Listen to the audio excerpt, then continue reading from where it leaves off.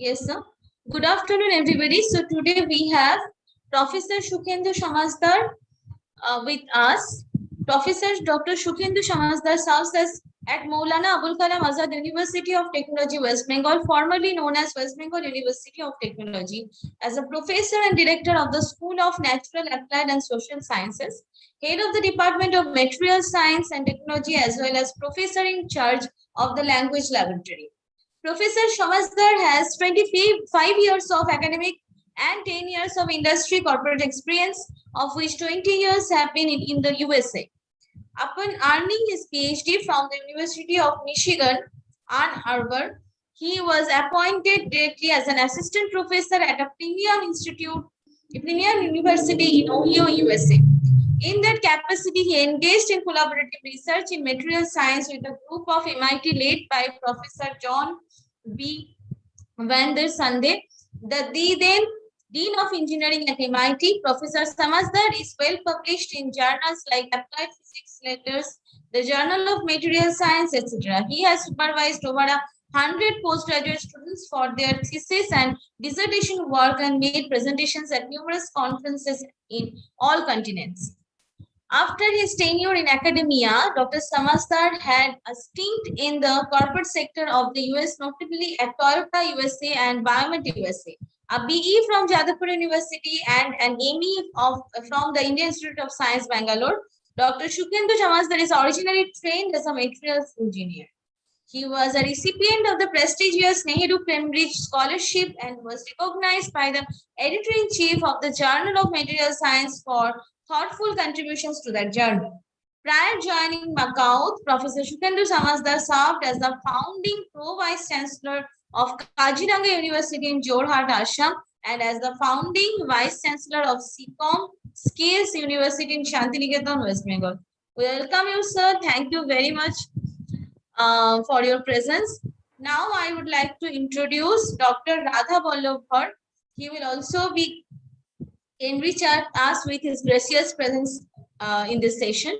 Dr. Bhatt is an adjunct faculty in the Department of Natural Science in Maulana Abul Kalam Azad University of Technology, West Bengal.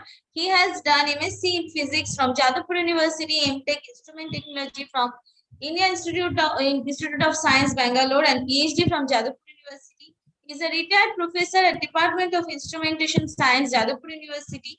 He also acted as a scientific officer and senior scientific officer at USIC, Jadavpur University. His major achievements include 3 DST CSIR ongoing projects and completed 18 DST AICT, UGC, DAE, Coal SIMT, CSIR, and UGC, DAE, CSR, DRDO, and so on as the PI and co-PI. He has published papers in more than 100 referred journals of international repute. He is a life member of Instrument Society of India, Bangalore, Indian Association for the Cultivation of Science, Kolkata, Beckham Society of India, Mumbai, Electron Microscope Society of India, Kolkata, Indian Plasma Science Society, Ahmedabad, and Academy of Microscope Science Technology, Kanpur. Thank you, sir. We welcome you also in this session. Now, I would like to request Dr. Bhatt and Professor Shamazdar to start the session. Thank you. Thank you, Anisha. So next 1 hour, we are going to have a very fruitful discussion with Professor Shukhendu Shamazdar with his vast experience both in industry and academia, which will help our participants for technical writing and for their future research. So we thought that we'll discuss the several agendas. First, we have to discuss about the English writing, because English is one of the very important and key matter. So we'll be learning this matter from our Honorable Director Shukhendu Shamazdar sir. So how to write the clear English? You know that for last 5 days we have the workshop.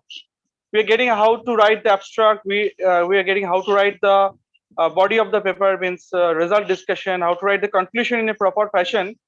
But without the English, because English is the language through which we communicate. We cannot see the editors, editor-in-chief. We cannot see the readers. But through this English only we can properly communicate.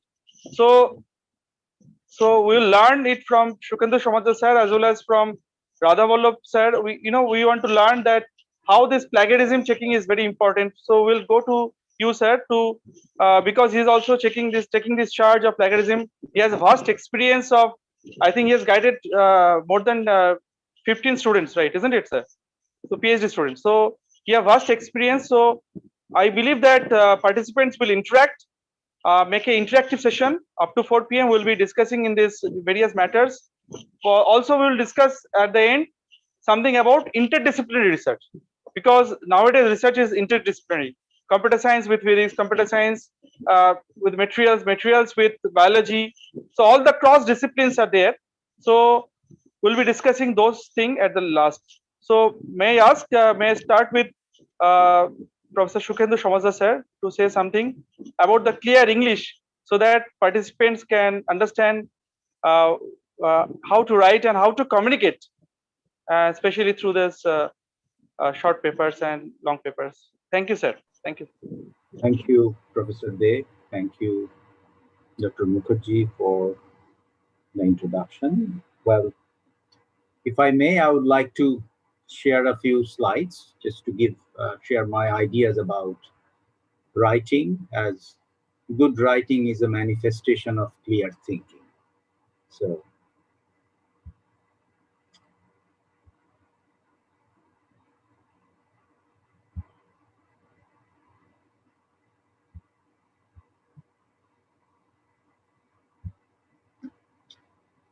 okay. Very simple question I'm starting with. How are we going to benefit? Why attend this session anyway? Two questions. Have you ever had a good idea in your life? Question number two. Have you always been able to convert your good ideas into good articles or proposals?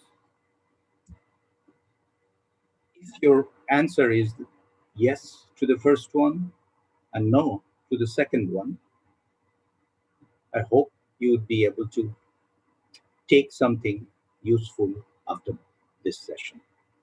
If the answers are otherwise, I cannot guarantee anything. So let's begin. Why bother?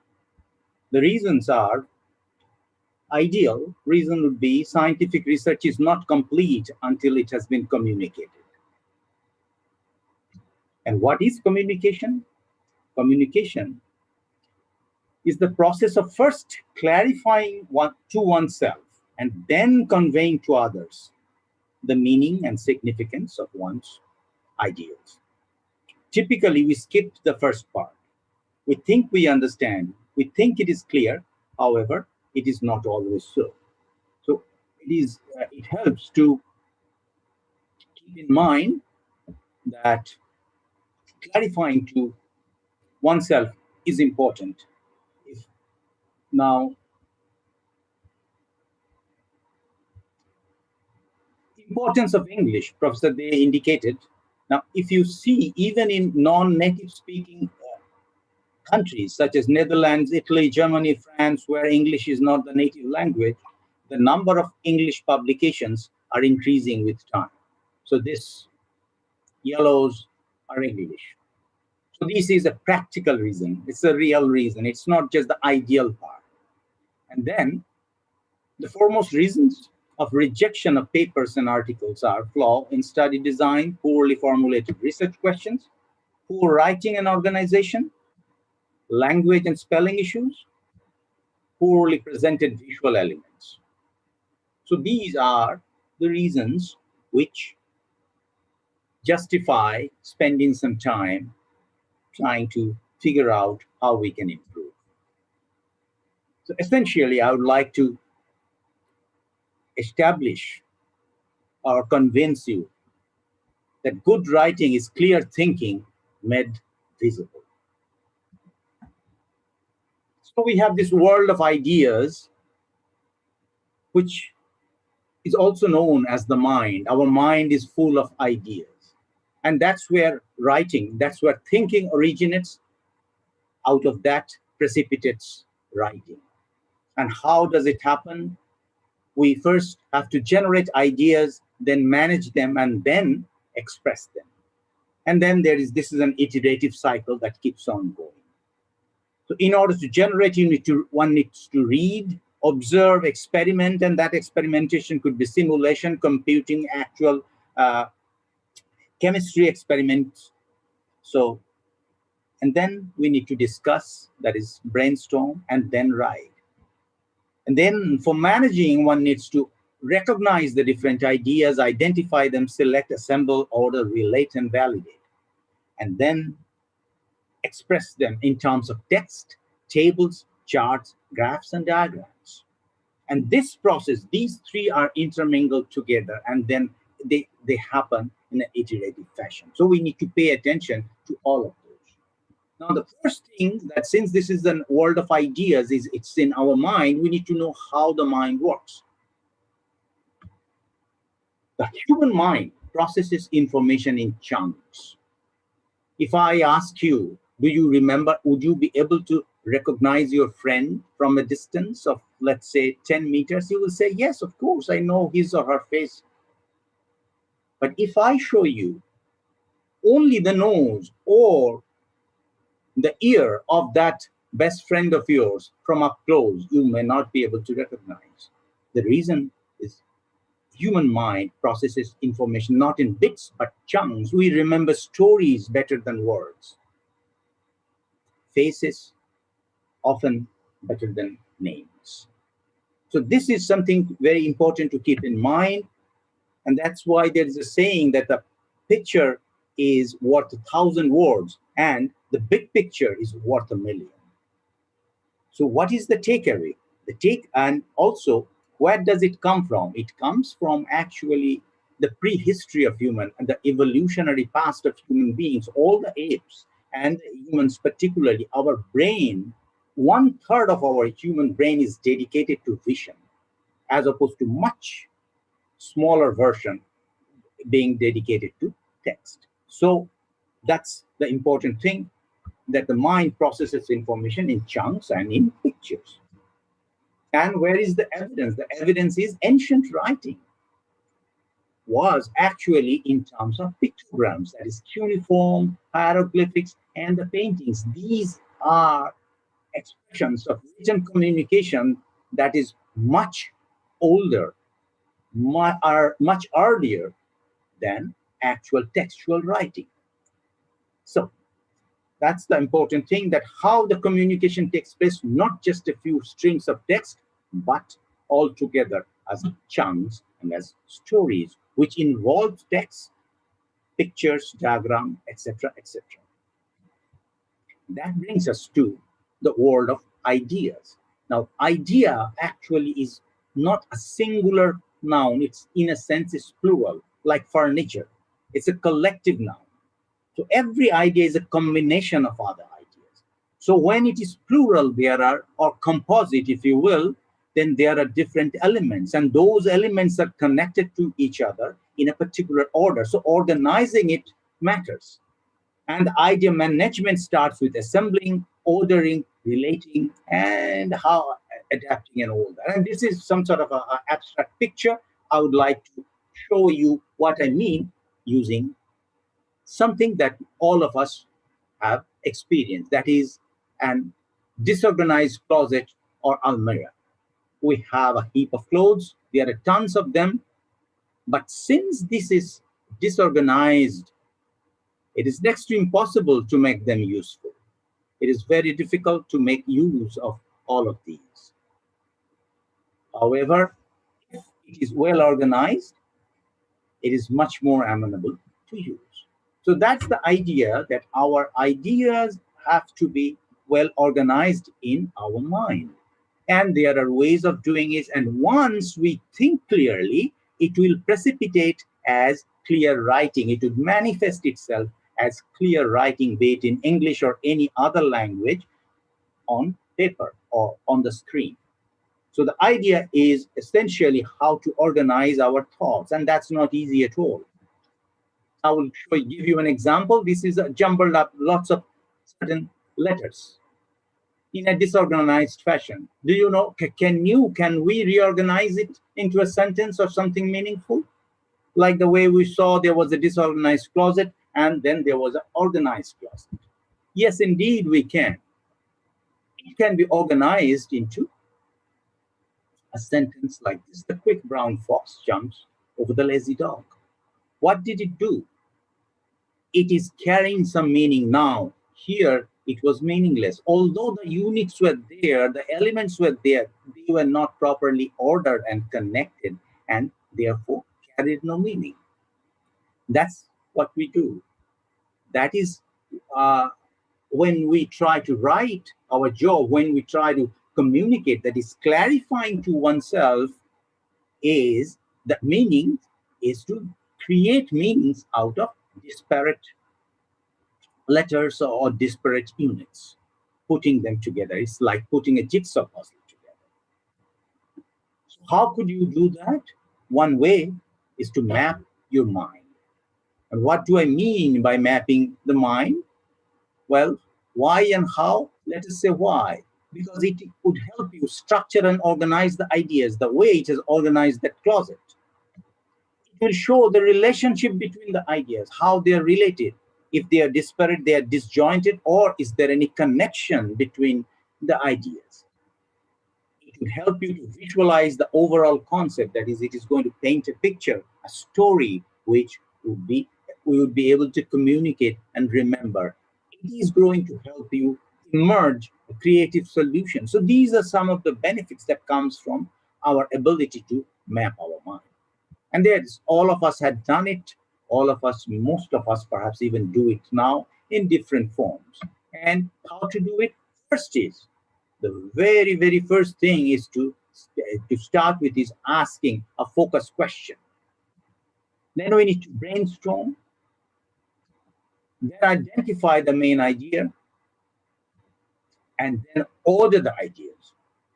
So this basically, this column gives the benefits of why map your mind, take the trouble, and this gives some recipe of how to map the mind. Then you can build a map. This is an example of a mind map. It's like the different states of matter. However, if you take it close, watch it closely, or take a closer look, you will see a lot of truth, lot of science, lot is revealed because it is put in, as a map. So in a single frame of view, this entire concept of the different dimensions or the different facets of the concepts of the different states of matter, that is captured, and that helps to build the concept. So this is an example of a mind map. You can call it flowchart or whatever, and schematic diagram. These are pretty much the same name, but this is the idea either of a mind map or a concept map. So, before starting to write, this is how we organize our mind. This is organizing the equivalent of organizing the closet. And you could do that for scientific research as well.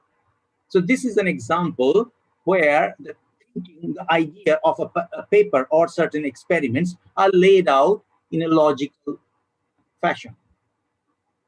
Here you see this is the major cause of that, is used in this, etc., etc. So this follows an order. The elements are connected, relationships, the elements are chosen, the relationships are clearly marked, the connections are clear, cause and effects are evident. So this is ordering or organizing the ideas. Now, once it is organized, then putting it in text becomes relatively easier. Let me conclude this part of it with this example. Let's say you got to build this house. How would you do this? Do we just go hire a few people and start building houses? No, we never do that. We start with a blueprint. So what is what is a blueprint to the house? A mind map is the blueprint to the paper that is you are going to write. So that's the idea. So this is here. It can be translated into house by using bricks and mortar and wood and glass and all that. And this idea will get translated into a paper by basically this is the blueprint using texts, charts, diagrams, etc. So that's how we go about good writing, we go about clear writing. Now, what is special about scientific writing? It, of course, it concerns with technical matters, scientific jargons and vocabularies, prescribed formats, which you have, have been discussed in this FDP session, and then objectivity, accuracy, complexity of his task. However, thing to keep in mind is there has to be no ambiguity. So a technical writing has to be a single valued function, if you will. So the reader there has to be one and only one interpretation. So otherwise it could be literature, but not technical writing. So how do we do that? There are some scientific approaches to it. And in order to do that, it's not just a few grammar rules or certain do it this format, APA format, or MLA, or this and that. Those are relatively arbitrary things. The thing to keep in mind is we first stop and think how readers read. If we write the way the readers read, it would be clear, it would be effective. It will be read, not skipped over. So we must write with the reader's perspective in mind. How do we do that? Here, when we are a researcher, we actually start with a lot of information and then gradually distill it down to the results and conclusion. But with the readers, it's the opposite. We always think, okay, what's the bottom line? We ask questions like when we read the so what? Why am I going to go through all this? So here it is from more to less, and here it is from less to actually, if you can engage, hook the reader, the reader goes from less to more to more.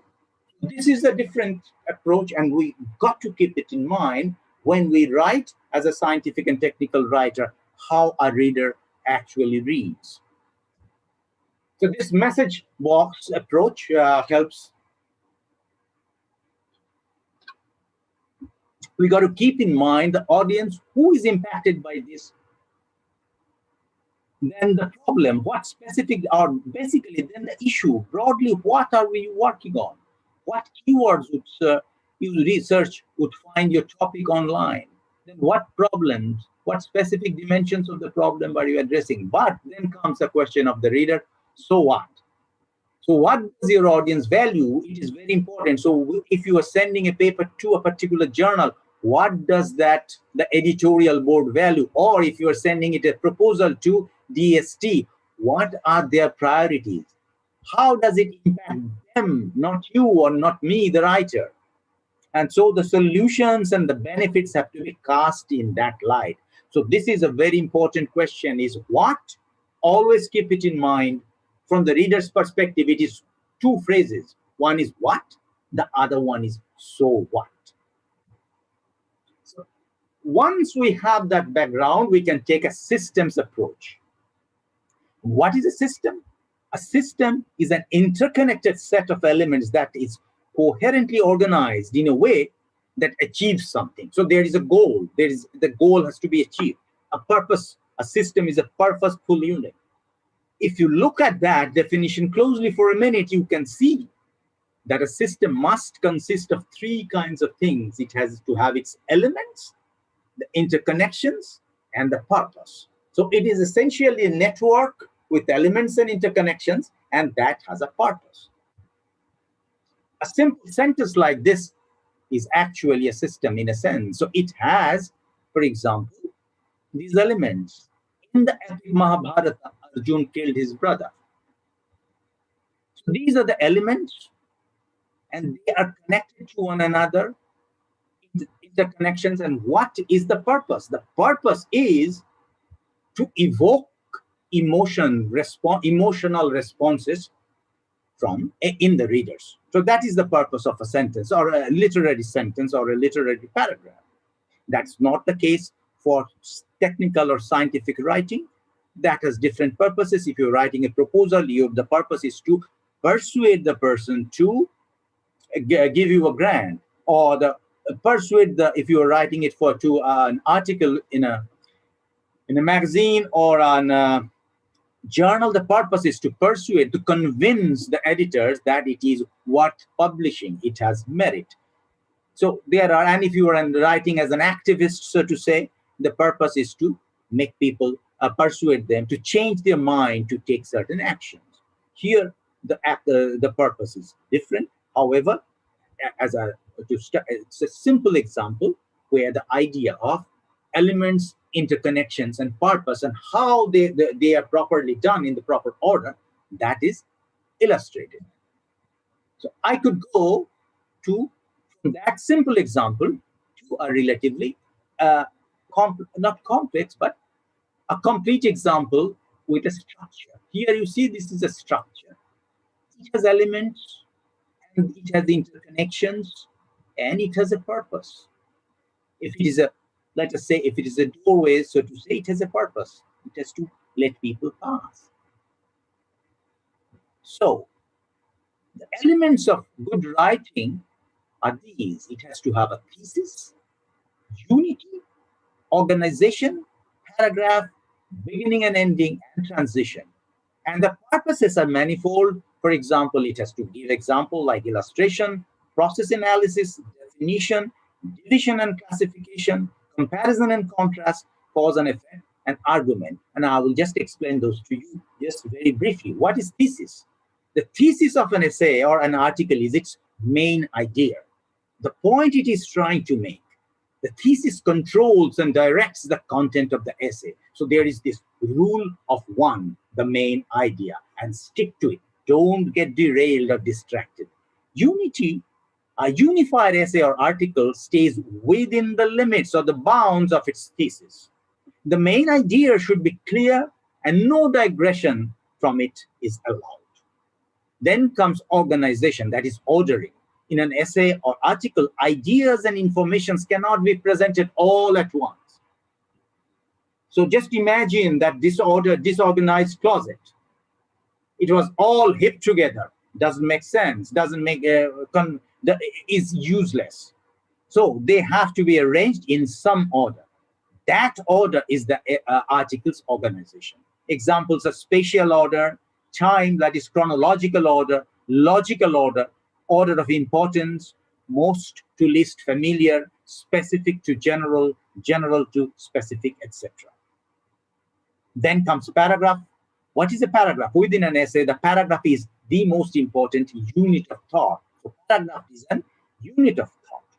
Like the essay, it has its own main idea, often stated directly in a topic sentence. Topic sentence, that is basically, it gives you what is it talking about. What is it about? That is the topic sentence. A good paragraph is coherent and unified. Again, that follows the rule of one. Beginning captures the attention and introduces the topic, and ending concludes the discourse and inspires curiosity or even action. If it is properly ended, for example, the DST might be prompted to act in a favorable way and sign on the granting letter. And then transition, what a transition, words and phrases used to signal relationship, the interconnections between ideas, and to join the various parts of a discourse together. So these are the elements. And the purposes could be, again, different purposes. Illustration means to give examples, to illustrate a point or idea. Process analysis, explain how something works or how is done, and how definition is explain what something is. Division and classification is basically making it into different parts. Comparison and contrast, how to demonstrate similarities and differences. Cause and effect, explain the causes of an event or the effects of an action. Argument, how to use reason and logic to persuade someone to your way of thinking. There are different kinds of argument, inductive and deductive logic, and one has to be beware of logical fallacies. We don't have enough time right away to delve into those, but it's important to keep that in mind. Description, fairly straightforward, to present a verbal picture. And narration is how you tell a story or give an account of an event. So these are the different purposes. And in your article or document, multiple purposes could be there. For example, if you're writing a thesis or a dissertation, pretty much all of them could be there. But if it is a short one, it could be one or two purposes. So we have to begin keep the reader in our organized mind, the writer's organized mind. The reader has to be clear and the writer has to be clear. Therefore, what is going on here? Whose story is this? How does this sentence connect back to the previous sentence? How does this sentence connect forward to the next sentence? And this connection we were using the word coherence. That is what this thing coherence means. And finally, what are the pieces of information in this sentence that should be read with special emphasis? Those are called the stressors. That is the areas where you stress, you highlight. Sometimes you do it with italicizing, sometimes by bold and all that. So essentially, there is a law of gravity that applies for reading as well, and one that a good writer has to know. So readers expect to start here and finish there. There has to be a neat, smooth flow, like a chain with links connected to one another. However, if there is a breakage, that means the reader is stumbling and the writing is not succeeding as much as we would like it to. This is the anatomy of typical scientific paper, and if you see how it smoothly goes, let us say that. So let me read it to you. Are all apples red? That's the title by Ida Copeland. Abstract says, we examine several apples' color. Although most are red, some are not. Then the introduction, an age-old question is, are all apples red? McIntosh thought so. G. Smith begs to differ. We hope to resolve this issue once and for all. Then come to the methods section. We went to the local grocery store and bought one of every kind they had. We took them home and looked at them. Results? We found 4 red apples, 1 green apple, and 2 yellow apples. There is the adjoining figure. Discussion. Since we found 1 yellow apple and 2 green apples, it must be true that all apples are not red. So there is this argument is watertight. And so they conclude that we concur with G. Smith's findings, which is begs to differ that not all apples are red. And there are references and all that. So this is how a smoothly a flow of thought, an idea is organized properly and written clearly to convey what the authors would like to convey. So you basically what one may want to follow is this 3 C's framework. That is context, to content, to conclusion.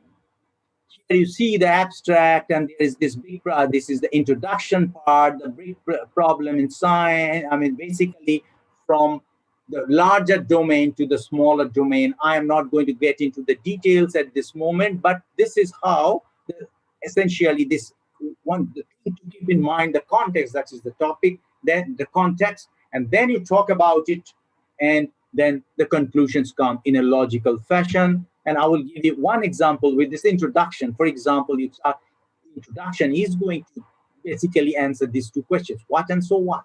So from general to specific, your field to your work. Here you start with contextual, what is the problem? Then current literature available that shows the existing solution, the best solution. However, the best could be even made better. So the main limitation or the gap of the knowledge, then the research hypothesis or the question and aim of the study. So reading the introduction right away, the reader becomes that, okay, this is what this paper or this article is going to talk about. So the reader's mind, in the reader's mind, it is clear the reader is not stumbling. Useful phrases that one can use for organizing the content are given. There are certain lists, and if pretty much any book on good writing has it, or if you would like to have it, I wouldn't mind sharing this with you. So these are the ones, and the simple rules of structuring papers, these 10 rules. Now, the first thing, the focus on the big idea. How do I realize that I have failed in it?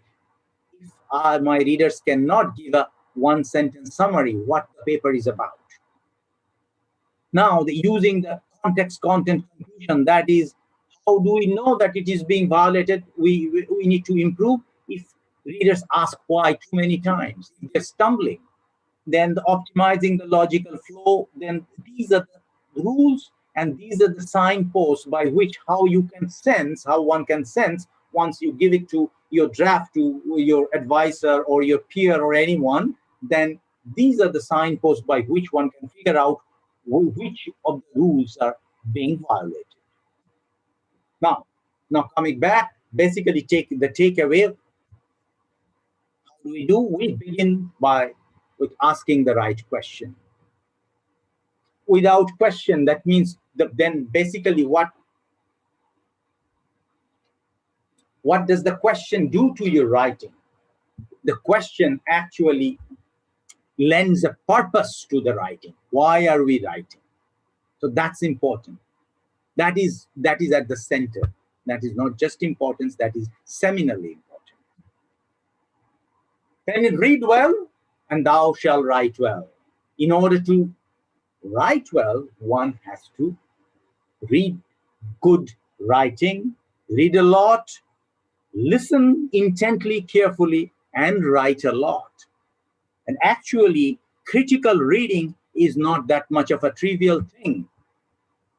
And here I've chosen the word scientist very carefully because we are not really that level of scientists. And even in scientist program, this critical reading is not encouraged or systematically taught. Actually, it is done more if you are studying logic, if you are a logic major or a philosophy major. There, the critical thinking and critical reading is emphasized. Formally, in a scientific or technology curriculum, it is rarely emphasized. And asking questions, big questions, and the specific questions, keeping one on track is crucial. And at every stage, you got to read, write, read, write, read, write, read, write. So it's an iterative process and improvement takes place. We know that. If we are offered these glasses, this is turbid water, this is clear water, naturally, you will accept this. You will drink this. Similarly, a reader will take in something which is clear. So follow the rule of one, focus on the main idea, maintain coherence, avoid ambiguity, use plain English. Don't make it bombastic, bamboozle. That doesn't help. Be organized. Plan before you begin. Map your mind. Create and follow a logical framework and flow. Not a word less, not a word more. Just balance. Be concise.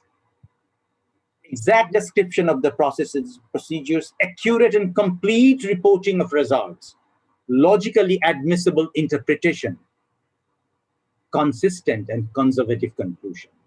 That is what makes you precise. Cut the clutter. Maintain a smooth flow of thought. Avoid back and forth movement. That is convolution. It's like when we learned how to program, we are typically advised not to use too many go-to statements. So that means you go back and forth. So no, that has to be minimized. Eliminate every excess and remove distraction. Keep it simple but significant. Keep it substantive. Keep it supported by evidence. Then it is going to have an impact. Guide, if you have to buy one book, this is the one that I would recommend, The Sense of Style, The Thinking Person's Guide to Writing in the 21st Century. So what I believe is thinking and writing, TAW cycle. It clarified writing helps to clarify thoughts, and clarified thoughts through critical thinking leads to easier writing. Therefore, in a way, writing is thinking. Thank you very much. Oh, I am totally spellbound after this talk. See how clearly you have mentioned that how to map our mind from our disturbed mind, rather unorganized mind to a organized mind, isn't it, Professor Ward? Also, I think you agree. So it is a wonderful lecture, and really we appreciate And Yes, I agree. thank you for giving so very much time for this for our participants. And not only the participants, we are also getting enriched, right? So so we have started our discussion on how to write, but also I can end with discussion that as a researcher, as a participant, you have to also communicate. So we can learn from Professor Shamasda that how to communicate with the people and how to illustrate the simple things in a very clear fashion. So clearly he has explained and conveyed the message, and you have to read, then only you can write. So it is a continuous process of reading and writing. Then only we can convey our message to the editors, to the reviewers, and ultimately to the readers. So thank you, sir, for your very nice talk. We are really thankful for your presence. I hope that everyone clearly understand what the message you have given. So we have to avoid these clutters. And when you're talking about clutters, and generally we, especially for the young researchers, they copy and paste. And I've seen that they copy paste, then they change it. That is a bad habit. So I like to listen from our panelist, Dr. Bhor, that he has to handle a lot of plagiarism in our PhD cell. And I think many students and many participants are here, and many of them are faculty members. They are also guiding their students. So will you please give us some thought how to avoid it and what is the best way with your experience? And yes, thank you, sir. Over to Professor Ford. Okay, thank you, Professor Day, for allowing me to say something about the plagiarism. As obviously he has mentioned that I am looking into it of the university and taking care about it. And obviously some software is there. Within that software I am checking it, and similarity checking is done by that one. That software has been selected rightly by the university because of the fact that it has quite good amount of databases are there. Depending software capability depends on its databases, and it has that order of database, and at a time how much amount of data can be loaded into it. That is also another important parameter. If thesis is say 20 MB or more than that, how much, up to how much we can load it. That is also another important parameter.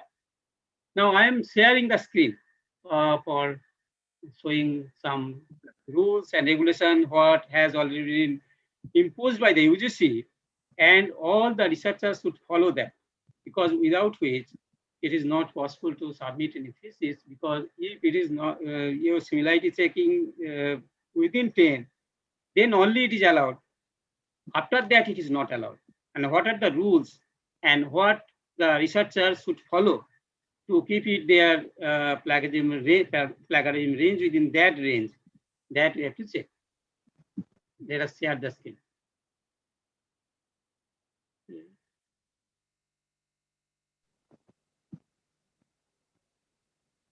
The green button, sir. Okay. Okay.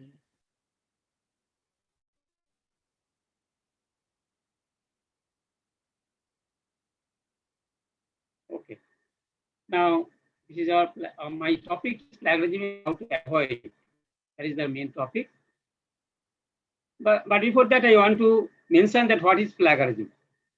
Obviously, plagiarism is avoidable if someone understands what plagiarism is, understand what citation is, look at your writing like your reader does.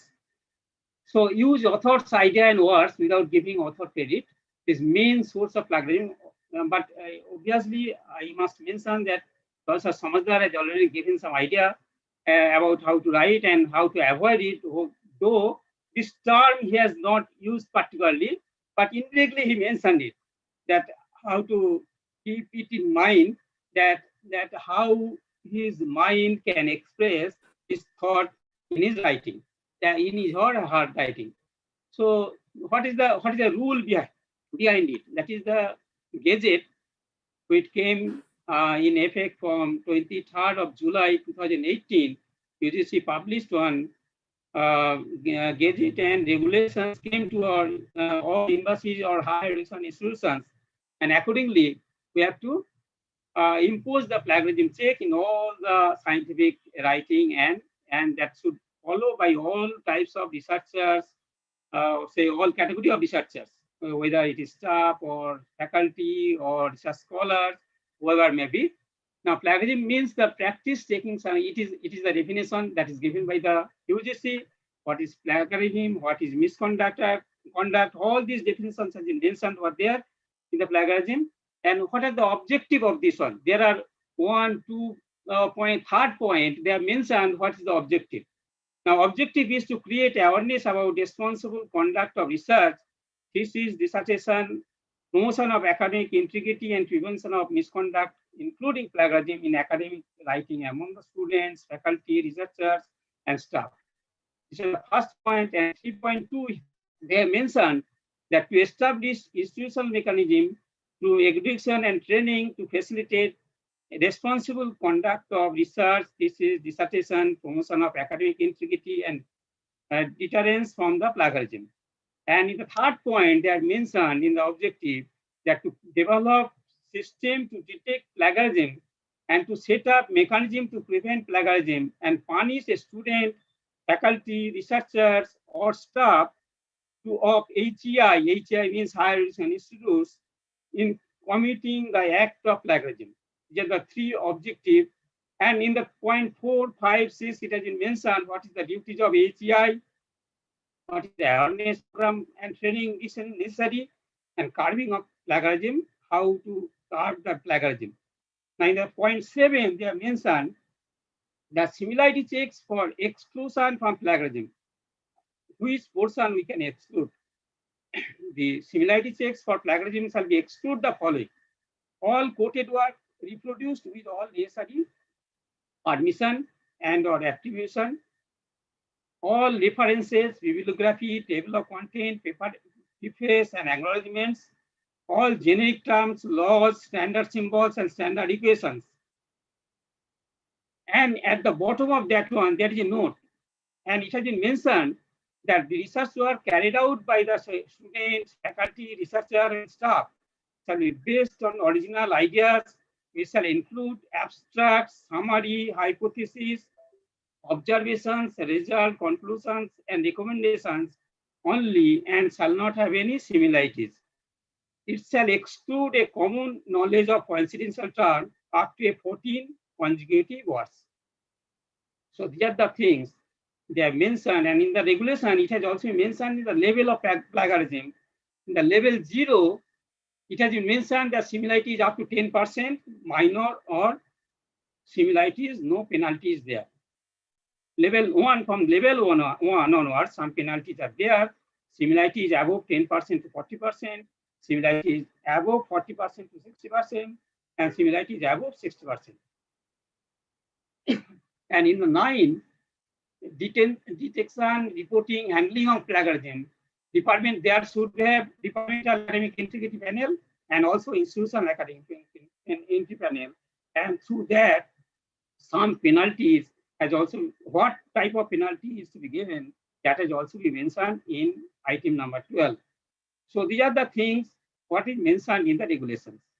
So accordingly, we have to follow all authors or scientists or faculty members to follow the rules, and they write their things and check their write up, and after that only that will be acceptable for the community.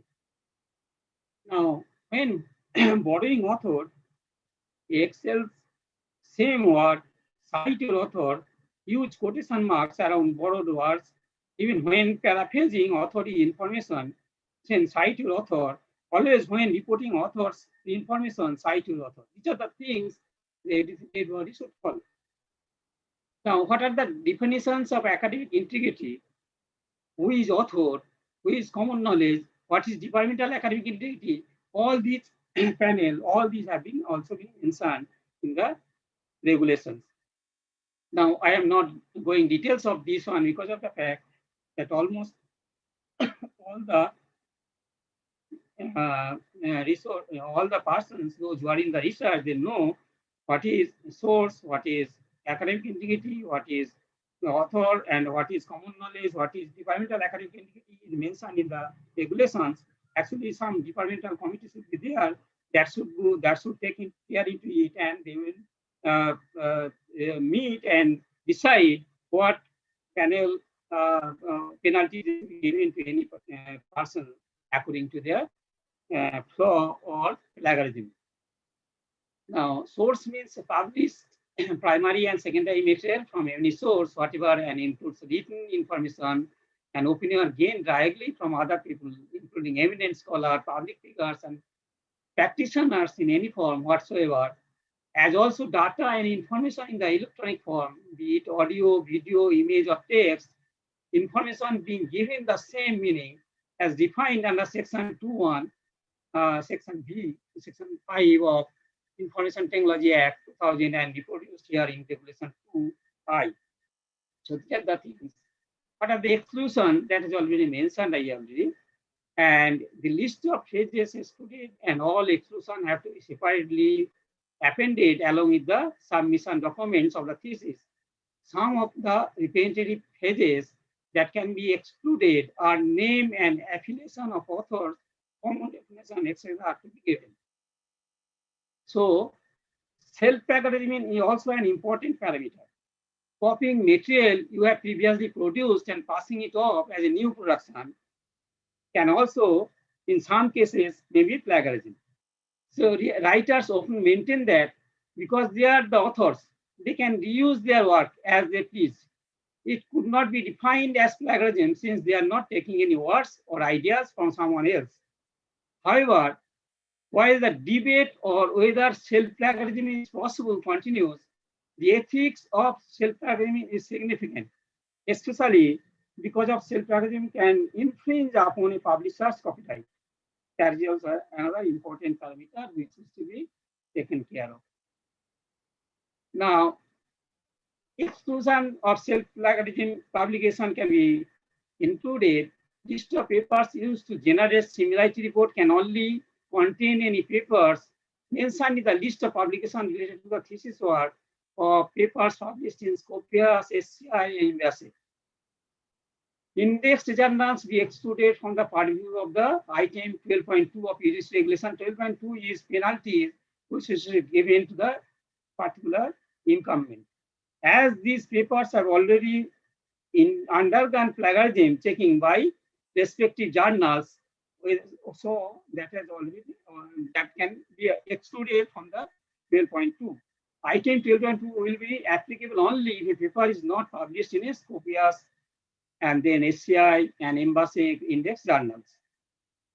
So anti-plagiarism check for the thesis written in Indian language can be checked for Bengali and Sanskrit. There are many standard software available at free of cost, like Boisakhi keyboards and like that. And similarity check of the thesis written using Unicode compliant software can be checked by Authenticate software. So our university is taking Authenticate software.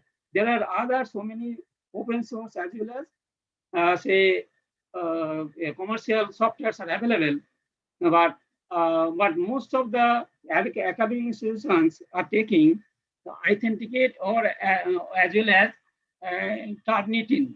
These are two softwares most of the academic institutions are utilizing, and this is about the plagiarism what we have to check regularly, and after that, if it is say some percentage is there are level also it has been mentioned that if it is 0 level means say 0 level to 10%, then it is a say from point of view it is okay, but after that some penalties is there up to 40%. You can submit it in after say within 6 months. You submit it, and if it is more than 60% or more than 40%, but above 60%, there are some penalties is there. But if above 60%, then there is a huge punishment will be there. So these are the provisions are there in the UGC regulation, and all the users, particularly faculty, researchers, and all category of researchers, we can say, should follow these rules to considering the promotion of and academic integrity as well as prevention of plagiarism from the academic institution. So this is my submission or presentation, With this, I am closing it. Okay, thank you. Thank you all for your presence sharing. And Thank you. if you have any questions, Thank you very much. So, so all the Thank you. participants, yes, thank you, sir. I can stop. So, you know that already we have learned from Professor Shomazda that he has given the tips and tricks that how to write the proper clear English. But still, many of those who are coming from various backgrounds, from village background or Bengali medium background, they are facing tremendous problems. So, any quick tips to them so that they can already have given in detail, but any suggestion means to Professor Shukendra Shomazda, any suggestion? Well, you see, I studied in Bengali medium until Yes. class 10. And the first job I got when in the US, the very first as an assistant professor, in the very first semester, I had to teach a course like doing research and technical writing in English, Okay. a graduate level course. And I called my mother. I will tell you a story. I'm sorry, it has touched a very personal chord.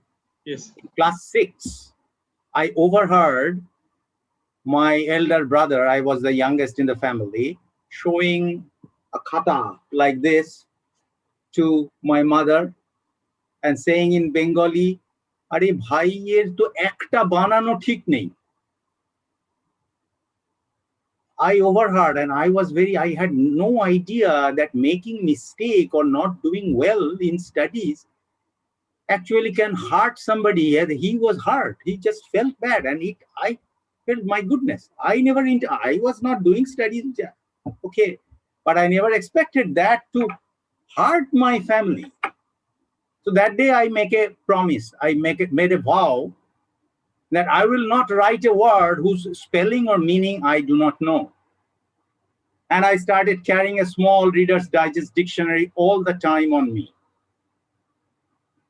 So first, one of the things is to be particular, not to honesty. It is actually with this plagiarism thing that if I do not know, let me admit it to myself. So coming back, then it was in the fall of 1994. I was bare, not even 30 at that time. And I called my mom and I said, "Ma, কি অবস্থা বলো তো, আমাদের এখন আমার প্রথম কাজ পেয়েছি ফ্যাকাল্টি হিসেবে, সাহেবদের ইংরেজি শেখাতে হবে." Now the point is, Bangla medium does not matter. I am deeply convinced যে আমাদের চিন্তাগুলো cluttered. আমাদের চিন্তা যদি স্বচ্ছ হয়, আমাদের বাংলাটা যদি ভালো জানি, একটা ভাষা ভালো জানতে হবে, তাহলে we can do it. It does not really matter making that translations. You talked about mind mapping, right? That one. Exactly. And we stopped doing it. We usually do it in class 6, this, that. Then after that, we just do not do it.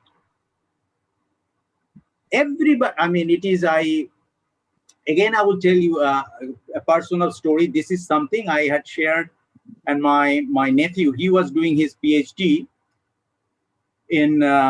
he just finished, he's doing his postdoc in NPL in London now, but he was doing his PhD from ISC Bangalore in chemistry. So I kind of had that discussion, and he used to practice that mind mapping. So there, always in his lab, then he gradually introduced this practice, and his professors would come, if they saw somebody with a full-scape sheet making some sort of this mind map, whatever it is, that he thought, okay, are you preparing for a paper? So getting the ideas, the different ideas and how they fit. Ideas are like jigsaw puzzle pieces. So if we put them on paper and how they fit, having simple drawings or post-it sheets, we can write certain things, and so that helps. So that is how it is. The language is not a barrier. The first thing is the language. If you are a Bengali medium, that's not the think clearly. Clear thinking will precipitate as good writing. That would be my that suggestion. And all the time, just being, am I saying extra? Am I getting distracted? Is it something I'm saying it is besides the point? So if we are alert, gradually we will be able to get to it. Thank you, sir. And another point, if I may, it helps me is to read poetry. Poetry or poems are exceedingly lean and mean. It doesn't have an extra word. So that way, if reading poetry is actually helps a lot in a minimalist approach to clear thinking. Thank you, sir, for your tips. I hope all the participants have enjoyed this session. Thank you, Professor Bor and Professor Shukhendu Samazdar, for your nice and illuminating talk. Hope that participants will write a clear English and with minimum copy paste. Thank you. Thank you, sir. Thank you for joining. Now we have, yes, thank you. Yes. So you're muted. Yes. Okay. Thank you.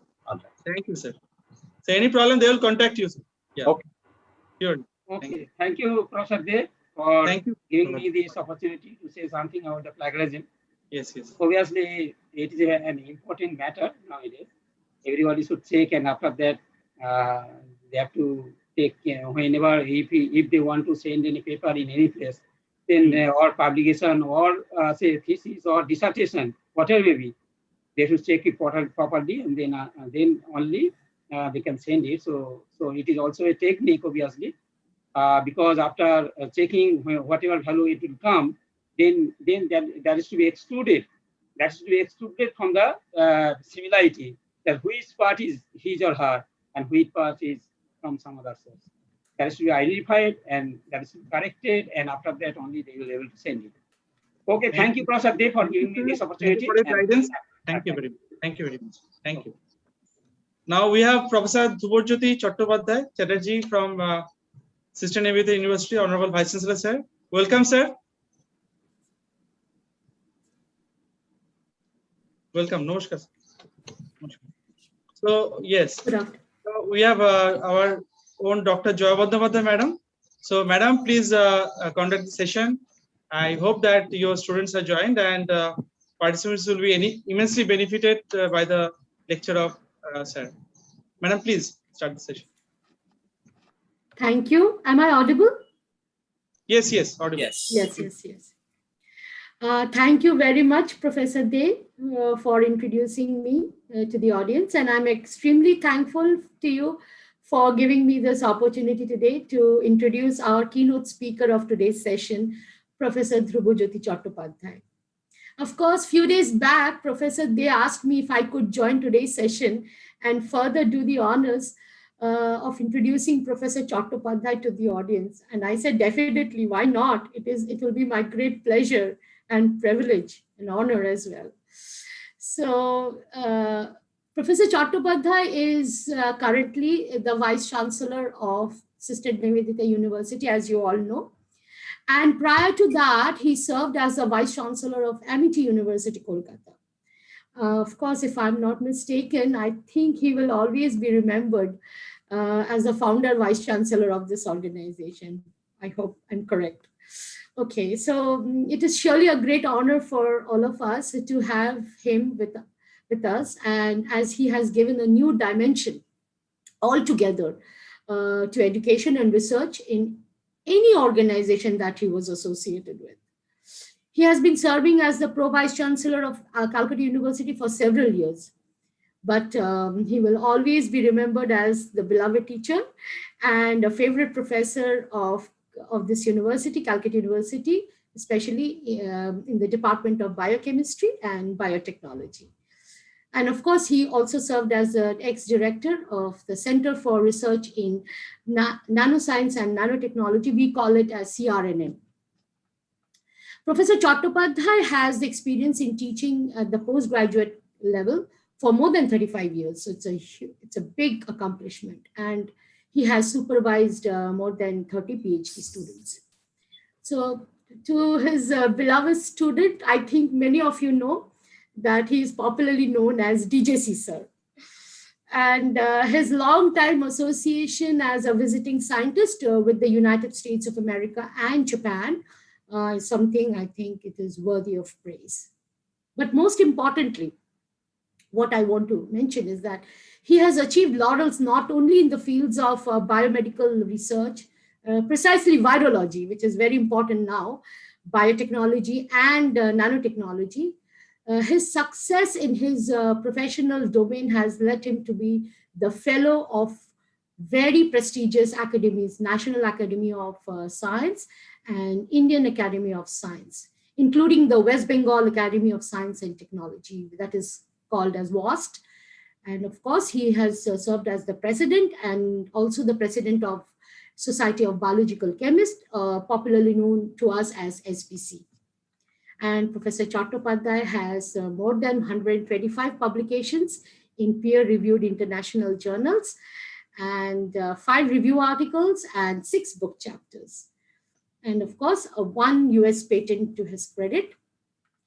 And of course, with all this, to summarize it all, I think we are extremely, all of us, honored to have Professor Chattopadhyay, a person of eminence in his professional field, an educator of par excellence, and a prominent administrator.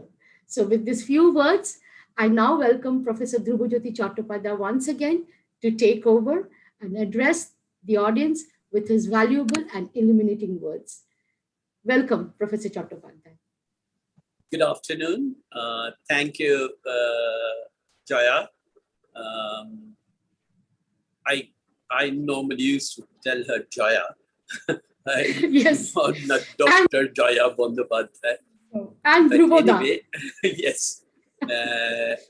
I'd like to thank the participants who are going to attend this particular very important workshop organized by the West Bengal University, McCout, in collaboration with the AICT, this is STTP program.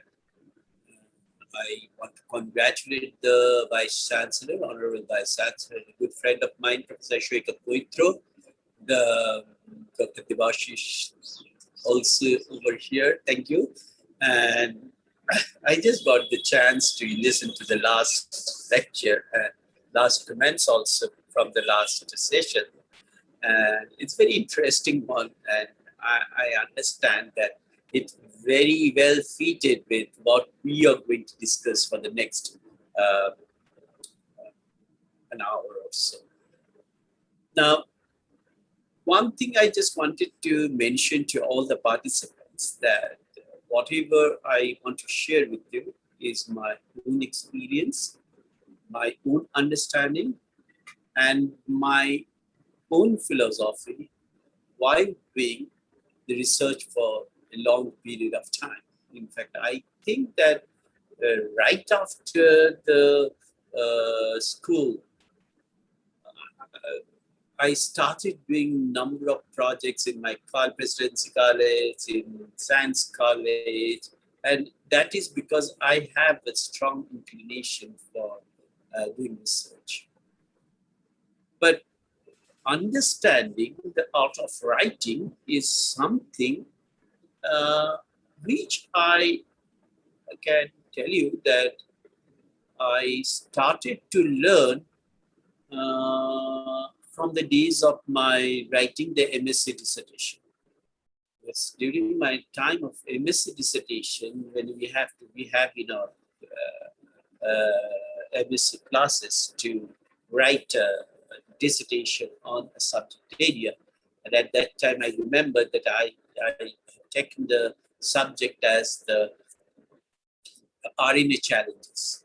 So long time back, RNA actually always very fascinating subject for me. And you can easily understand right now the whole world is actually looking after this RNA virus. Now, may I request Jaya, if I can share my PowerPoint presentation. Sure. I shall So, like to that if time is over or something, that even if you could not get a chance to discuss with me, Jaya, please share with them my email ID. absolutely. Anybody can actually write me an email, and I am sure that I shall try to give my answer to them. Sure, sure. Let's move to the PPT. Sure. Okay.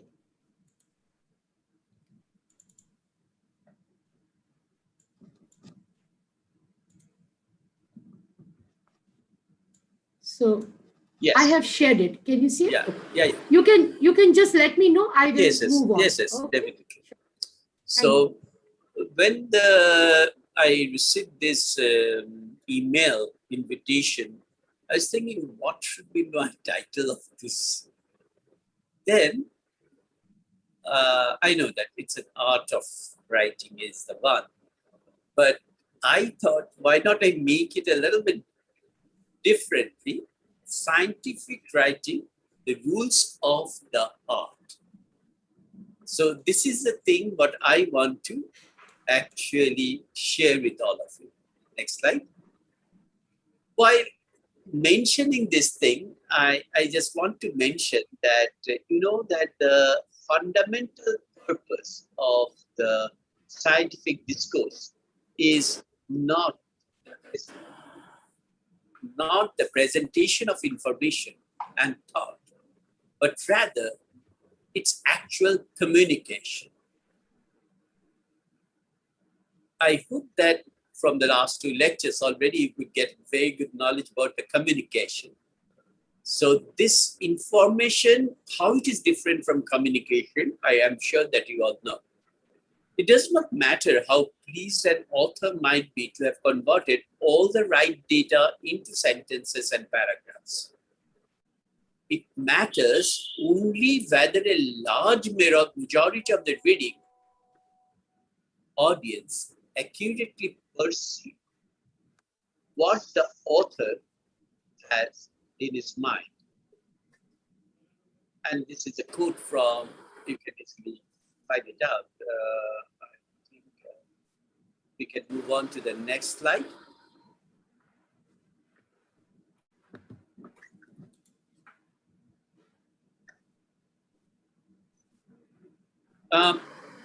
Here, the writing style. The article should be written in active voice, and language of the article should be simple, objective, and to the point. These three things are very important while writing it. Simple, objective, and to the point. It's mentioned already in the last session. And irrelevant repetition should be avoided. Important details should be included completely. Quantification of observations. Make the print point clear and strong.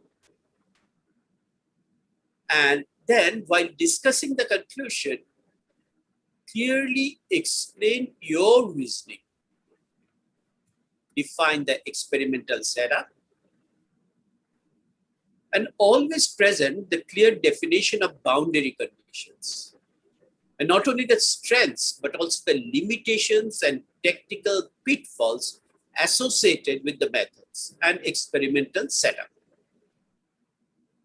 Sometimes we could see that a particular experiment, which is globally the leading laboratories are actually having, we don't have that facility to do that in that way. So we design our experiments according to the availability in our place. Now that availability may not be of the standard to them, but designing it in such a way so that I shall have enough reasoning why this should be accepted. Now, this is a huge challenge for the researchers from our country. Many times I could find that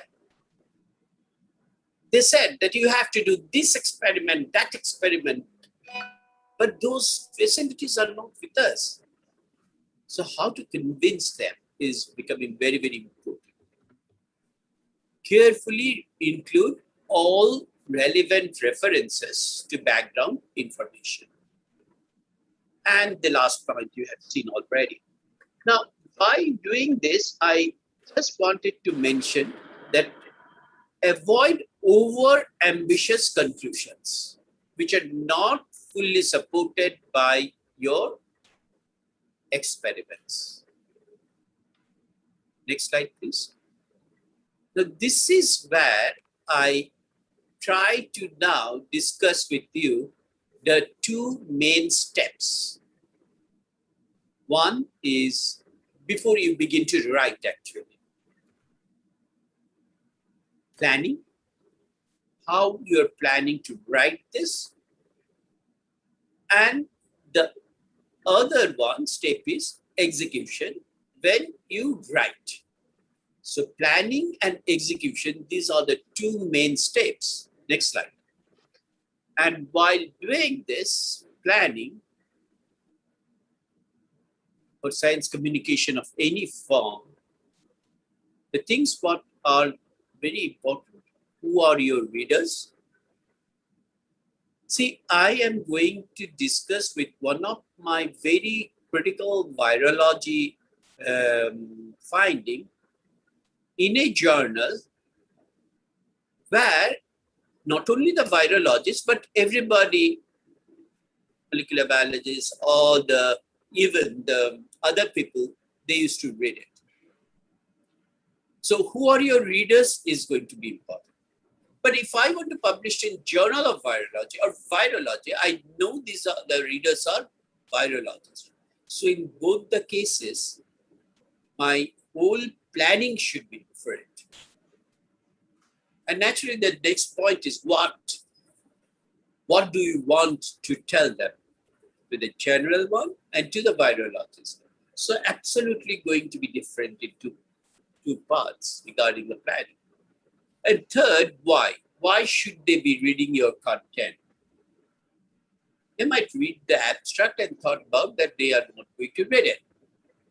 But I have to do it in such a way so that they should go into it.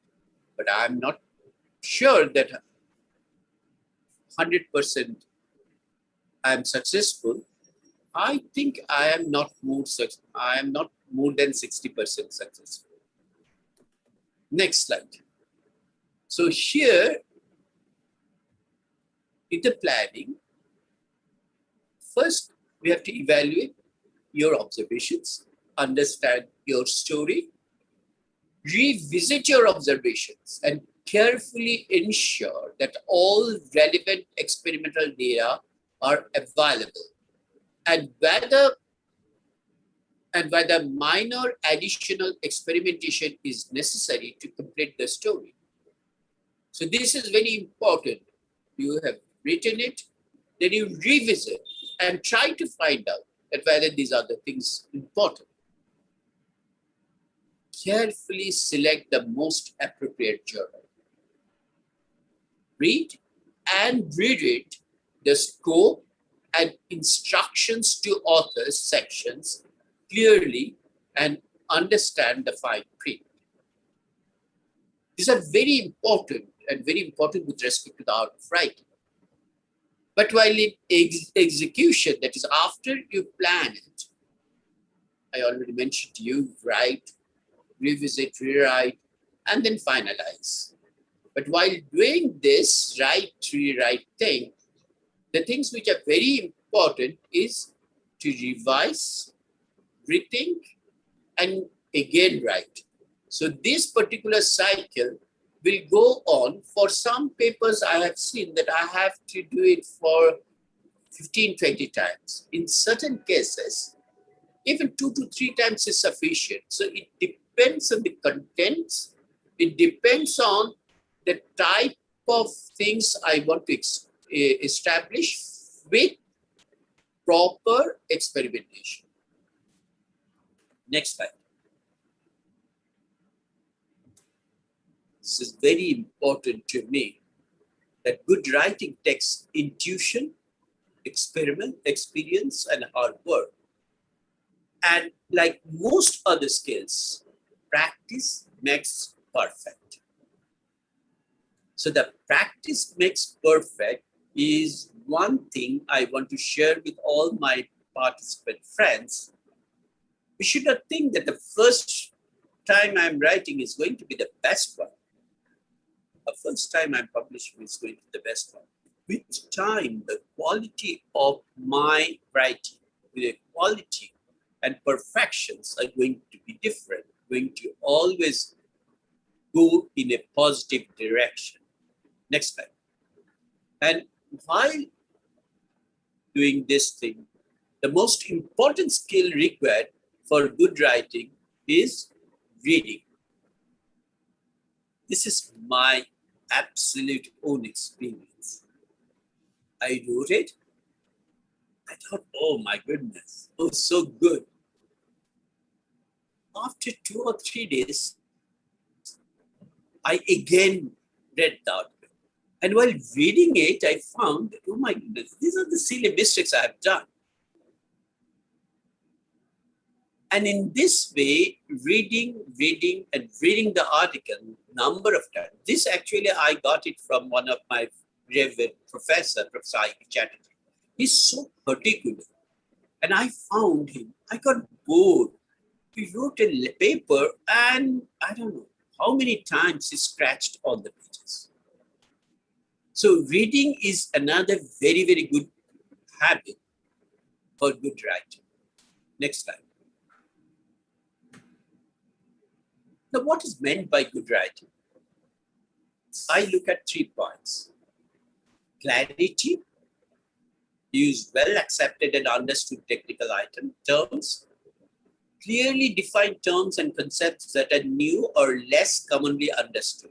You have used it, or it's not used in general. Very particular community use that particular term. And then spell out all abbreviations appropriate. Brevity is that avoid using longer expressions. Start with the most important point, followed by the supportive information and arguments. And I always mention, and please find it out, avoid redundancy in your statements. And we used to do that quite often. In my first reading, I could not find that redundancy. But in my third reading, I could identify my redundancy. And lastly, the simplicity. Avoid adding details that may make the central theme fuzzy. Now, in many cases, this is one of the reasons why they said that supportive documents are going to be attached. Do not let additional information outweigh the information that fuels the main theme, and avoid the unnecessary complexity in the language. So this clarity, brevity, and simplicity are very important.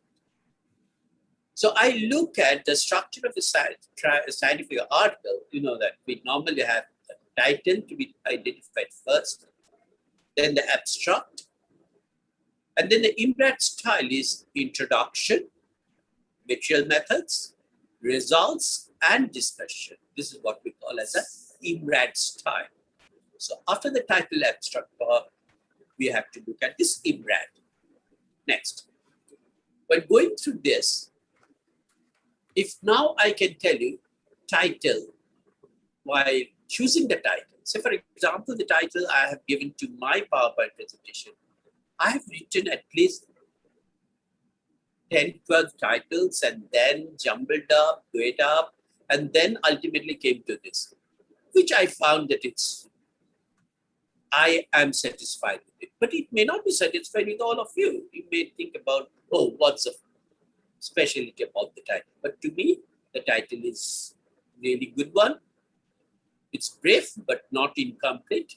It's clear, but not oversimplified. And it's attention-gearing and thought-provoking. So instead of art of writing, putting the art at the end, I tried to do that. And while doing the abstract should be well structured. It should briefly summarize the information found in the entire manuscript. Remember, entire manuscript. So, what you are ultimately putting in the conclusion as something which is extrapolation, that particular thing should also be incorporated in a very subtle way in your summary, abstract. It should clearly define objectives of the investigations, methods used, results obtained, and conclusions arrived at. And then that will make the abstract should not be very big, it should be very precise, concise, and as well as it should be very, very focused. Next slide. Next slide. Now, while the first one in the IMRAT introduction, organize your thought process, what was done, why was it done, and what was found. What was done, why was it done, what was found.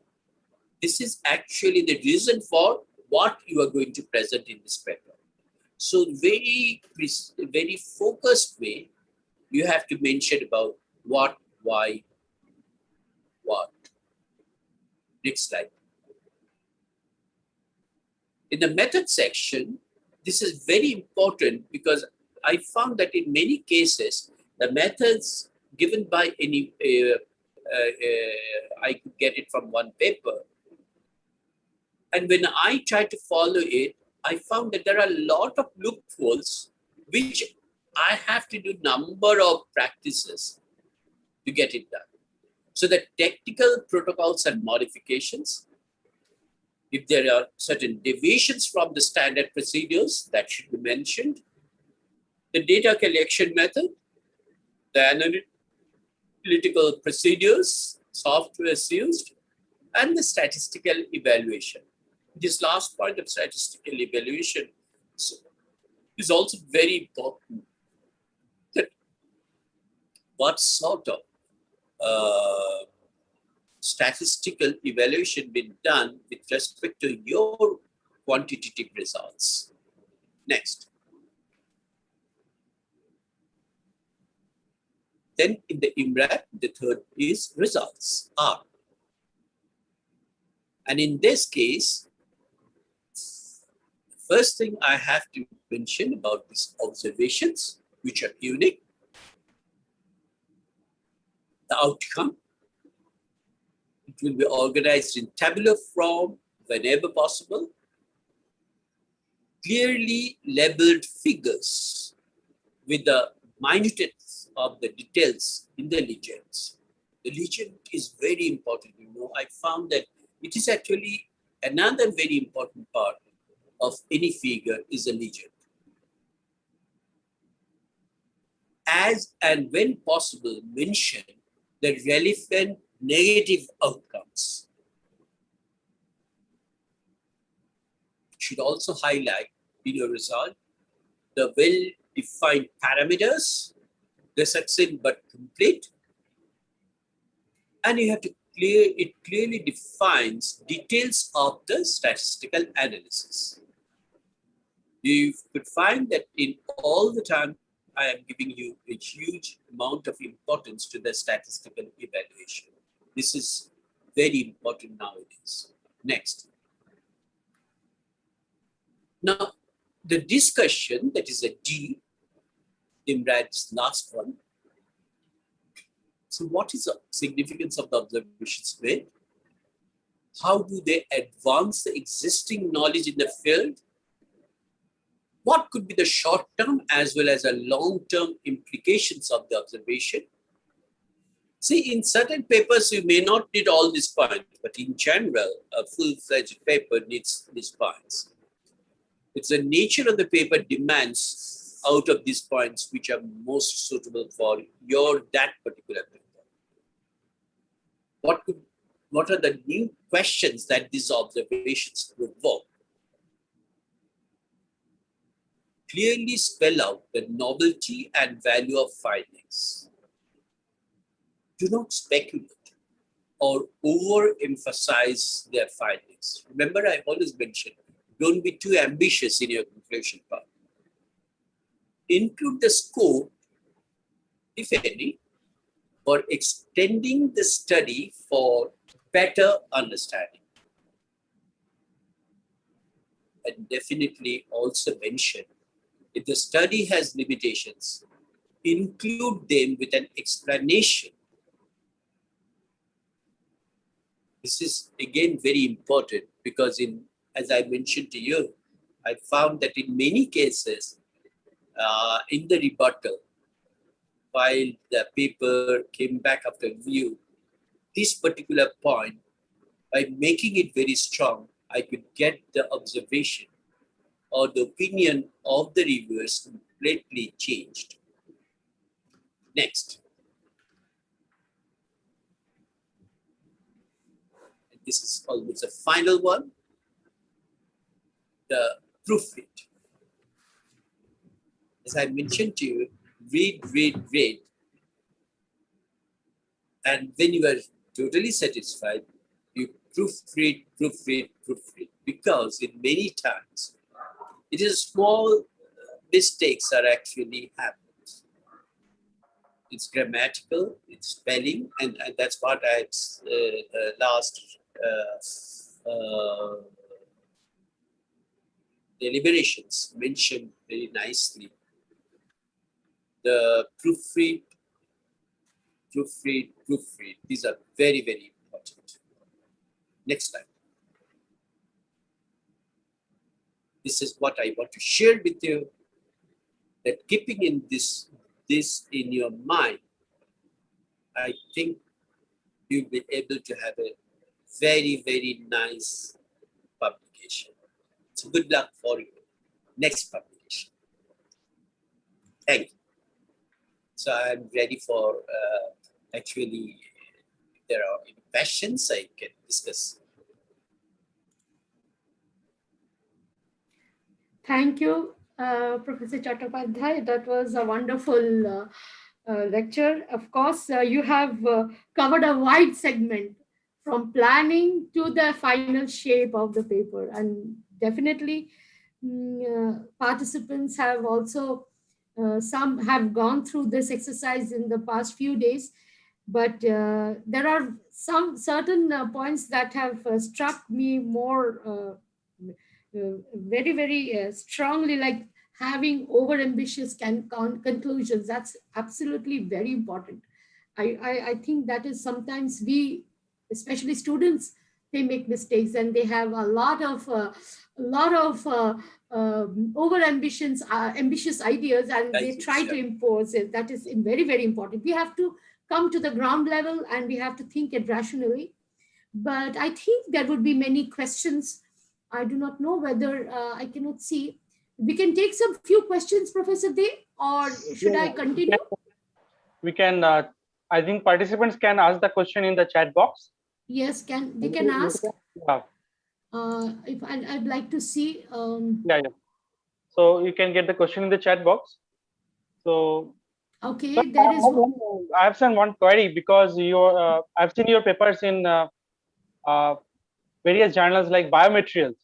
There's a dream journal. So in Elsevier biomaterials, you have published a lot of papers. So my question is that when you are going for interdisciplinary, that means nanotechnology and biotechnology. So sometimes the interdisciplinary journals, I face the problem that how much you stress on the biology part and how much stress on the nanotechnology part. So the same paper, if it goes to nano journal, they want more characterization and more detailing on the materials and the design aspects of the simulation part also. But if you go to the biology part, how to balance this? I think sometimes we face the challenge in balancing this both sides. Sometimes we do the computational part, sometimes we have to do the biological experiments. So, for example, I work sometimes with Joy Madam or some biotechnology department. So I regularly face the problem that how to balance. Balancing is we face the challenge. So balancing is a very important aspect. I think that I just like to know from you, because I've seen your publications and very carefully in biomaterials and all this kind of journals where this interdisciplinary portion is there. So your thoughts on here. Thank you, Dr. Dev, for asking these questions. You know that the first time I got a huge challenge when my paper has actually gone to physical letters. But that physics letters actually completely deals with something else. But what I wanted to make it a point that, so for example, that particular paper dealt with the fluidity of the substance and how you could actually quantitate from the fluidity a lot of different biological parameters. Now, while writing that paper, and it is in the physical letters, the major thing which came into my mind, particularly my friend from the physics actually, is because this is a completely different way of looking this, but you'd say it's a different types of blood parameters we wanted to measure with this fluidity. Okay, so there the more emphasis is on the physics of the thing. There it's not the biology. It's an application of that. We are doing it over there. So in the technology part, we put the biology in details. But in general, the methodology part, the major stress in the physics of the development of this whole concept. But if you look at that, some in biomaterials, the papers which we generally publish is some preparation of some sort of nanoparticles, which are going to deal with the different types of cancers or identify the parameters in the cancer as biomarker.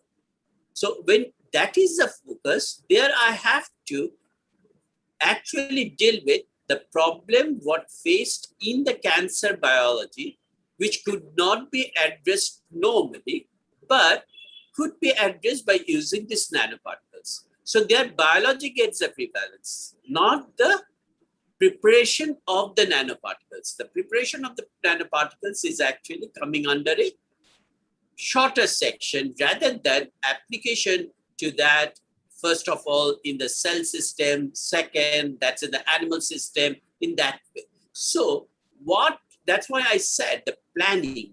During the planning, we decide that these are the data we have. So here we have to give more stress on this biology part, less stress on this preparation part. But when we look at the very difficult new technologies to be developed to understand this, there I give the physics part much more actually emphasis on that, and the biology part as the application of that one. Or say, for example, chemistry physics part, but I can tell you that I'm sure that you know Debashish Das, who is a registrar in Calcutta University, who actually is a very well-known bioinorganic chemist. And when he actually came to me he actually prepared some of the complex coordination complexes and wanted to check that its effectivity in combating the oxidant or antioxidant property. And there, you know, that the chemistry is a major thing, because the whole complex, how it's been prepared and how actually it is going to be different from other coordination complexes is the main thing. And then the experiments which we have done are the very typical experiments to find out the antioxidative potentials. So those are the very, there is no novelty in those experiments. So those experiments we have done, but chemistry of these complexes to identify that is going to be measured. So the whole balancing, I make it with respect to where I want to focus more. Dr. Dev. Exactly. Yes. Thank you. Thank you. Exactly. Exactly. So that means, Yes, sometimes you face a problem that, say, your journal is interdisciplinary, say, nanotechnology and biology is mixed. So selecting a journal is also, we got dilemma that, okay, we Yeah. look for biology or nano or, sometimes I've seen that I'm not from biology, but Joyman is from biology. So we get some question which is not relevant from that journal. It means it's very difficult to give So the the answer. selection of journal is also Very, important. Very important. So See, you can see in my biodata, the number of journals, Dalton Transaction, Journal of JAX, and these particular papers, where the major emphasis on the uniqueness in the understanding of the chemistry of that particular molecule. And then application is a biology. So that I have selected the chemistry papers, chemistry journals. But where I have major role to demonstrate in the biological system or biological process, or say, for example, identification of cancer or curing the cancer with respect to the different types of, normally we have to look at different types of parameters. There, I have to look at number of different types of biological techniques, and those for chemical journals are not going to be interesting. And the audience, that's why you remember I mentioned to you for whom I'm writing this paper. So if I write for Dalton's transaction, I write in one way. If I write it for biochemistry, I write it in a different way. If I write it for virology, it's completely in a different way. So it is basically specific to the journal. You have to orient your mind and planning and everything. Exactly. Yeah, that's why I kept it as a first point. Who are your readers? Yes. Exactly. Yes. Thank you. Thank you. Thank you, Professor Day. I have one question from Prubhashi Shorkar. So he writes, sir, thank you very much for the excellent session as usual. Sir, we generally do not submit the same article to multiple journals at the same time. Yeah, that is true. But that the review you should not do. You cannot. Yeah. But the review takes 5 to 6 months to get their feedback or comments. The time is critical for some of the time. Critical research like article related with COVID-19, for example, these are obviously takes a lot of time. So in such cases, do you suggest to submit the article in multiple journals? That no, absolutely never, because you know that we generally don't understand that when I'm writing a paper with some importance, the journal editors always look for the people who are working in this. So you're writing it, sending it into 2 journals, but it will go to the same reviewer. And then itself, that's not a good thing, isn't it? So absolutely. It is always good that you have to wait. That means you have to first identify which is going to be your best suitable journal, write accordingly, and then, but in many cases, I found that I have written that in that way, and ultimately for a chemistry journal, but I could not get it through. And ultimately, I've written it a completely different way and gone through the biology journal. So it happened to me with that, that I got 3 papers from different sources, but I was working in that field, narrow field, so I got the 3 papers from 3 different journals and submitted in single day. Very interesting. I was totally confused. I have informed to the editor-in-chief, and he has banned almost all the all of. Exactly. So that's what I'm saying. That's a no. Never. So another thing I have observed that some people are very interestingly, they give more emphasis on certain sections. Say nano, so send it to nano, more emphasis to biology, but same base material is same, but they give the orientation is differently. But if you read carefully, but basic things are same. That is also another observation. That's my observation actually. See, this is actually the last one. That's why it's been mentioned. Sometimes both the papers are being published, and ultimately, you know that after 2 or 3 years, you may see that one of the papers is going to be retracted, because by different types of checking, it's possible to identify the same type of things are being published in two journals. Yeah, so that is actually what we have to be very careful. And that's why I said that always in the last point I said, don't be, you have to actually keep yourself not too ambitious. It's ambition is one of the things which kills the whole effort. You have done very good thing, but still the ambition actually is something which destroys that. Yes, yes. Ambition means over ambition. I definitely should have ambition. I must have ambition that I should publish in one of the best journals. It's just that we should be honest also at the same time. Yeah, the transparency, honesty, exactly. Yeah, all these things are very important. And nowadays it's becoming very, very important. But still we know that even in our case, I found that, see, the two students who are working in the same field and they are working and we have written one paper, the other student sometimes felt bad and they, that particular person wanted to have another paper. And I have seen that it happened that the names of the others are not there, but just putting his name, he has communicated. Ultimately, it came to me because the work has been done in my lab, and the journal actually addressed to me in this way. I found a paper submitted from your lab, but without your name. Do you have consent for that? So they have not gone through the paper at all. They just look at it and then they communicate it with the principal investigators. So right now, a lot of things are there where this ambition checking are also there. Not only the prices. Yes. Okay, I have a question from Sumir Salem. He is saying that, is it a better way to archive our novel idea before publishing it in a journal? So what are the things we have to keep in mind while archiving a novel idea?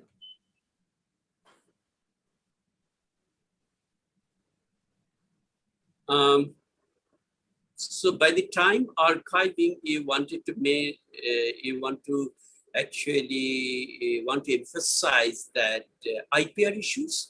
If you are actually thinking about that novel idea should be patented, then maybe you should go first for the patenting and forget about publishing it in the journal. And the other one, what are the things we have to keep in our mind while archiving the novel ideas? The thing is that how novel it is actually.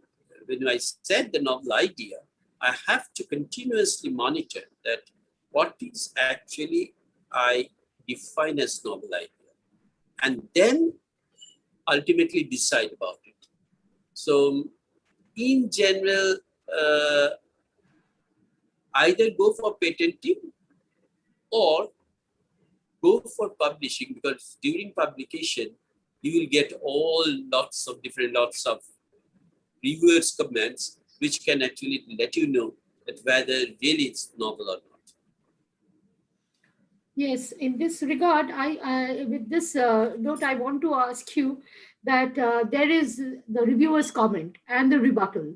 So what is your suggestion when somebody is submitting a manuscript and after a few months or few weeks, maybe if it takes a longer time, it has a possible probability of getting reviewed by different reviewers, and they give a list of all the suggestions and where there is loopholes, where the weakness is, yet they reject the paper with their comments. So after that, it is a choice of the scientist of that whether they perform all those experiments or immediately decide to go for a different journal. So can you highlight or suggest to the participants? No direct answer. No direct answer. The reason is, that in the rebuttal, what are the questions they're asking? That are those questions you think that these are too much for this paper.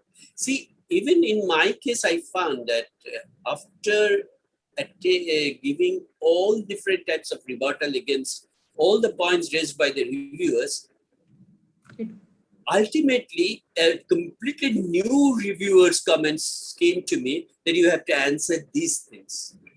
And that actually is a very, very,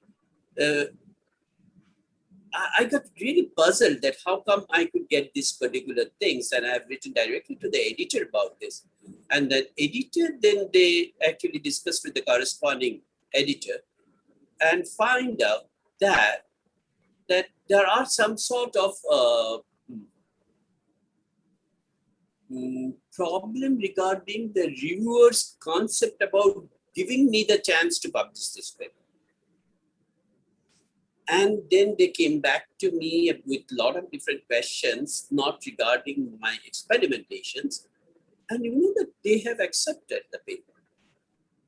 So these are the things which may happen, that if I go for another journal in that particular time, instead of writing to the chief editor, it may not happen. So it all depends on the type of rebuttals you have done, and not satisfying the reviewers, you have to take the call. Yeah, true. You have any suggestion about the ethical, if you have any suggestions to the participants as far as ethical clearance, ethical issues which have to be abided before going for a publication? Just one or two examples. Yeah, see the ethical issues. I am sure that in the other lectures I have gone through your program and I found that these are the things which are already discussed. But still, obviously, if you work with the human, then you have to take the human ethics committee. If you work with, there are biosafety committee and other things are very important. Those things should be there. So ethical issues are depending on the nature of the work you are doing in that particular that area demands what sort of ethical committees you have to get the permissions. Yes, so which means that we have actually touched upon most of the aspects of good technical writing. And of course, from your deliberation today, it is very important that we start planning. Before even we start to write, we need a proper planning. And then we start to create the story. And then through the experiments and our hypothesis, there might be something which might turn out different what we expected. And that could bring about some new novel findings, which can really strike a kind of a remarkable research achievement. So, and of course, everything should be unique for that work. Means, and we should try to give as much attention to the language simplicity, because too many jargons, too many complex words. Not at all. Especially for foreigners, we think Indians, we have a tendency to twist the sentences, because maybe we think we are very good in English or not. I don't know, but we have this tendency. But on the other hand, the US counterpart, the UK counterpart, they prefer simple languages which anybody can understand. So which means why we enjoy reading a good journal explains this part, that Exactly. somebody must be just glued to the paper and not removing him or herself. That is the beauty of the paper, and that is the success of that particular article, I think, if you are glued to it. And no need of consulting any dictionary also. It is so simple. It is so nice. So I think, Professor Day, do you have, if there is any other question from your end? And I see no questions. I think all of them have been answered. Yeah. So if you have anything to say, So I think I have a very good session. Yeah, that I was working in a project. Actually, I've given my student research problems to my student that is on actin logic. Actin logic. Okay. Actin is a molecule, that biological molecule that is that I'm from computer science background, so I treat the acting. My background is basically first physics, then electronics, then computer science, and I mix with the biology people like Joy Madam, and I get inspired from them how to work in this domain. So I was working in means how this acting is actually making the logic for your arm movement, for your body movement. We are working on a project called one of my students is working on a project called actin based logic design for cellular automata. Means how our cells works and how the body how logic means and or not logic it comes. My question is to you, sir. Only two groups in the world is working. One is in UK, Professor Adamski, and we are working. And interestingly, both of them are working simultaneously at the same time. But my question is to you that we face, at least I face the problem in finding a good journal. Most of the time say, okay, it is out of the scope, or even if they consider, they say that, okay, so no reviewer is ready to review your work because it is the first time it's happening. And if you see the whole world, only 10 papers. We have 3 papers, and that group has seven papers.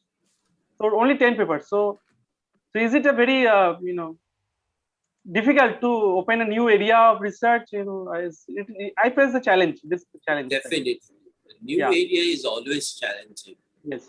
But I find that this is a very interesting area where you are working. So, what is actually you find this we call it a diamond ring structures, where the actin is actually going all the way to one particular site and it gets concentrated, and in that site you get the lamidopodia and the movement of the cell in one particular direction.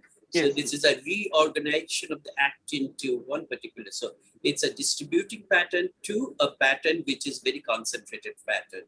And the first concept came that it's a diamond ring, that just like a ring on the diamond, like a diamond on the ring, you have this actin concentrating on that.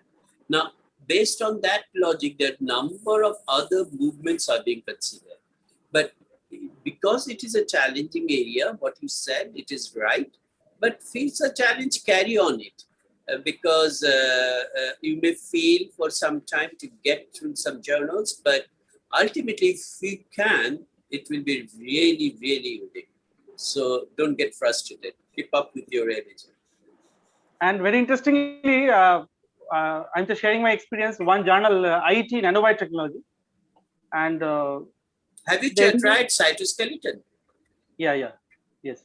So that journal editor said it is a very new, and I am accepting without any review. It is editor's acceptance. I was very happy, and that encouraged me to work in this domain. Okay, whatever I've written and it's been appreciated. And so this is how actually the new work in these new specific areas are being appreciated, and that is going to be in record. So later on, when number of people are going to actually start this type of work, they have to refer your citation will be high. May not be at the present time, but it will go up with a very unique way actually. Yes. Thank you, sir. Thank you very much. Thank you. So it was a really wonderful session, and so many, at least for Professor Day, I think it was a very, very important session for him. And we were really moved by the entire presentation, the way Professor Chattopadhyay moved from one aspect to the other was really very, very commendable, a very nice presentation. I really loved hearing him. So I think he also has other, and I'm very, very honored and I'm grateful that he has given us this time with our university. But there are more such sessions we can look forward to, where we can ask Professor Chattopadhyay to be illuminating us again in the near future. And I think that is, I think we can close. Is there any other question or any other for this? So a big thank you from the entire team of Macaut, Professor Chattopadhyay. And I can see Professor Indranil Mukherjee. He has just joined in. I think he has a session. You know that yesterday, Professor Balaram Bhargav, in his last slide, he mentioned, thank you for all your attention. So I really want to thank all the participants for their attention, and they have given me the time, and thank you. Namaskar. Namaskar. Yes. And if there is any other queries, we will definitely get in touch Yes. with you, Professor Dr. Exactly. Thank you Yeah. very much, and Okay. have a nice day. Have a Yeah. nice day. Mhm. Okay, Okay. bye. Thank you.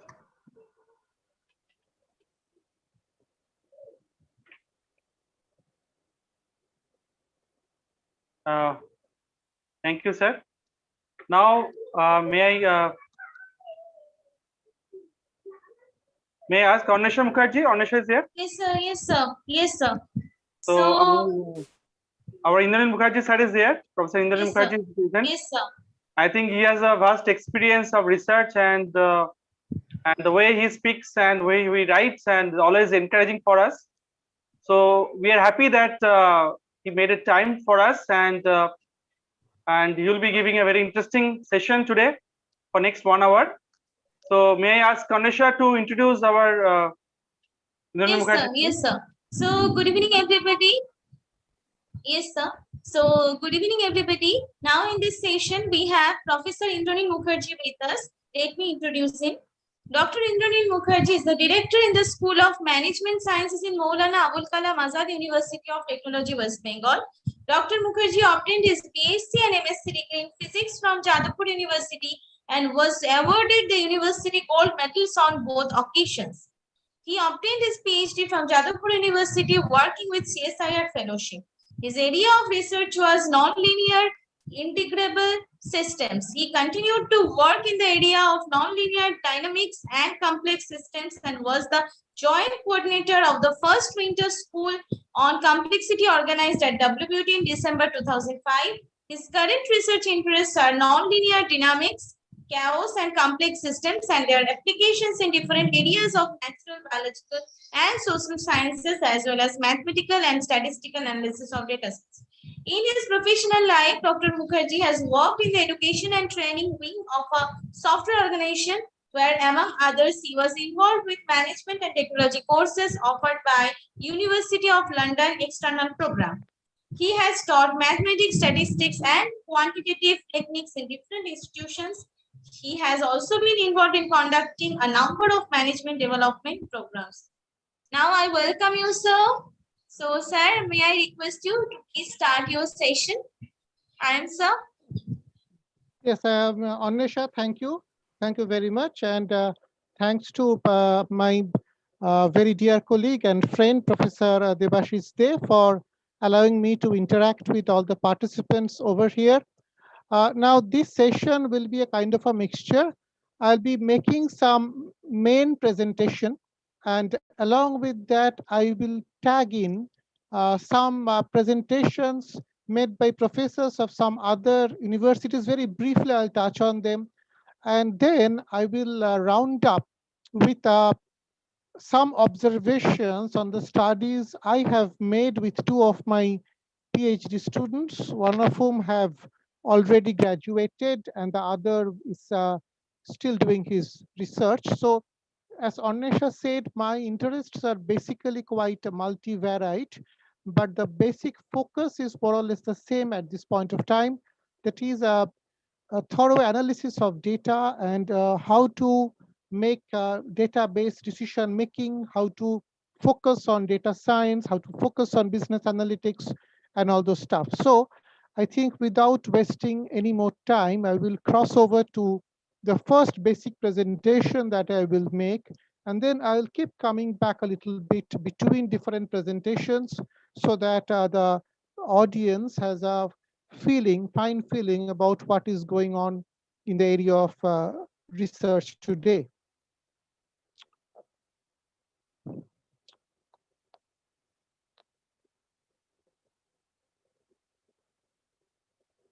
So I hope the screen is visible at this point of time. So our focus is on the mathematical modeling as well as on statistical and computational techniques in different areas of research as it stands at this point of time. Now, one question which we frequently encounter is, what do we mean by a model? because you see, let me just digress for a moment a little bit. And the point is that will you please, we are always. Excuse me, sir. Will you please share your screen? Sure, yes, Are you I actually stopped the share because I wanted to talk a little bit, then I'll go back. Fine. Okay, sure. Okay, so the point is that we are always seeing different kinds of models. When you see the objective of this 6-day short training program is basically how to write better technical papers. And while writing technical papers, this model building or model assimilation is very, very important. So one needs to be sure about what we basically mean when we speak about a model. Now, see, the basic idea of model is quite interesting and involved. And the first thing is that we very frequently say that a model is some kind of a simulation of a reality of a process which is going on. And whether you are doing a theoretical study or a data-driven study or some kind of scientific study, you're trying to use a model to complement your study and to supplement your study. Now, the mathematical models, which can you can use to mimic reality, to be close to reality, why do we use, the first question is, why do we use such a model? Why do you use a mathematical model or a statistical model?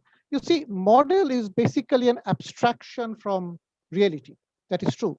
But the point is that it is very, very difficult to actually represent a real life phenomenon. Now, what is our object?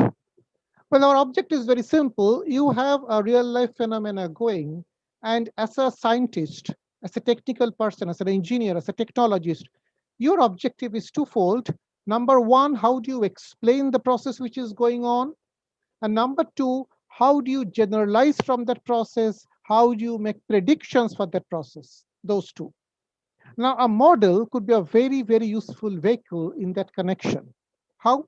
Because whenever you build up a model, you can, using the outputs from the model, using the results from the model, you can figure out how good are the results from the model agreeing or not agreeing with whatever is the experimental data. And therefore, if the experimental data and the theoretical output, there is too much of a divergence, you wish to, or you need to change the model, you need to modify the model, you need to update the model. Now, where does mathematics come in? So will you please, give it in PowerPoint mode? Is it possible? It will be more PPT mode. Yes. Thank you. Okay. Okay. Now the point is that why is it that mathematics is so much important in this entire formulation? Well, because mathematics carries a lot of wealth in it. And that is one of the reasons why mathematics is so useful in the entire modeling process. Plus, add to it the fact that while you are setting up a mathematical model, you are writing out your assumptions very, very explicitly. You're formulating your questions very precisely. And see, whatever you do in a publishable research is the most important thing is to pose the question properly. See, most research are sort of incremental in nature. It's very rare that we do a paradigm shift. So when it's an incremental research, what you do, you need to define the research question in a precise way so that your research question is a non-trivial research question. I would request all the participants to please mark this word in red, non-trivial research question. Very frequently we come across research which is far from being non-trivial.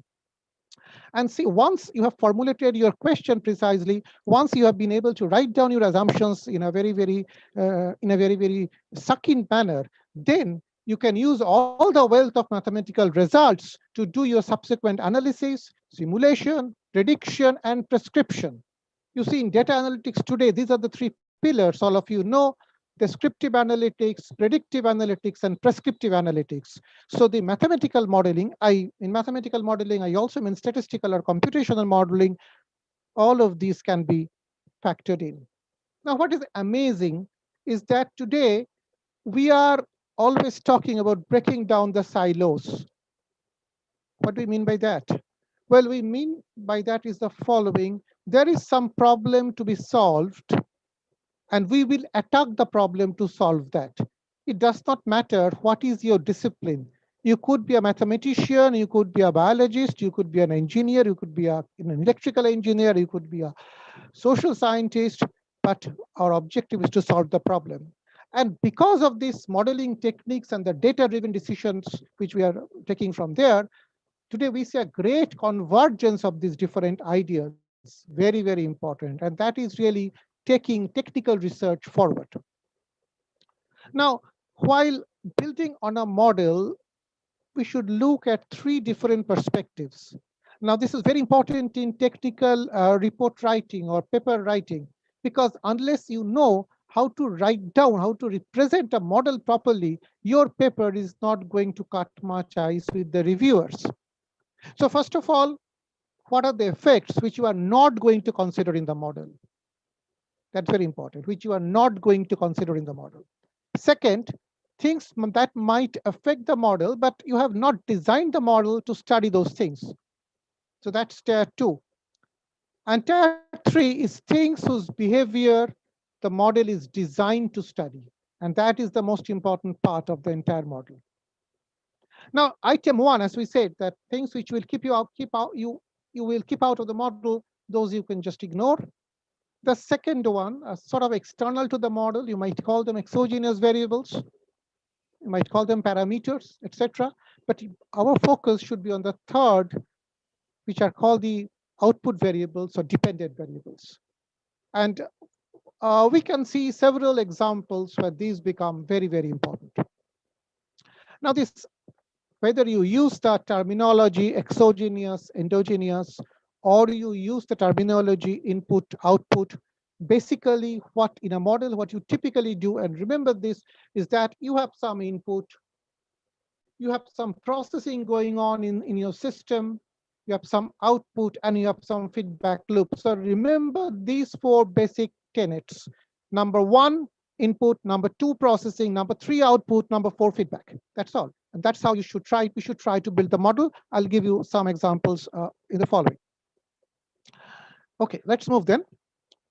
Now, this is a very famous quote from Bender's book about a mathematical model, and there is a sort of a caveat by Levin, and Levin says that in a model it is not possible to maximize simultaneously, mark the word simultaneously, generality, realism, and precision.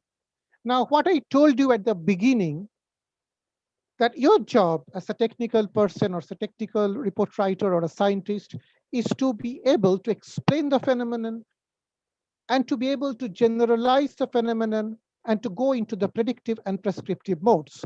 So as Levin says, this is a challenge, but what I'll tell you, look at the year, this is 1968, Levin said this, and that's more than 50 years from now. But today, fortunately, we have many things at our disposal, which is making our life much easier.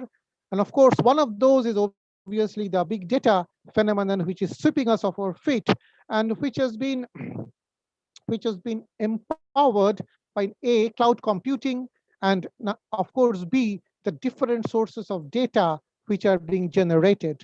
Today, I mean, many of you, most of you are completely familiar with the different types of big data, including the machine-generated data, people-generated data, organization-generated data. But those data, along with the parallel computing which we have today, that means to address those big data, the technology which we have today at our disposal, that has made modeling a much more interesting phenomenon. Situation is better from what it was, say, even 20 years back. Now, basically, how do you build a model? I will very shortly show you a very good schematic diagram. But the point is that we need to formulate the model, and that is what I said at the beginning, very, very important. That what is it that we wish to know, that we wish to desire? You see, in software industry, there is a very famous saying, which says that why does a software project fail?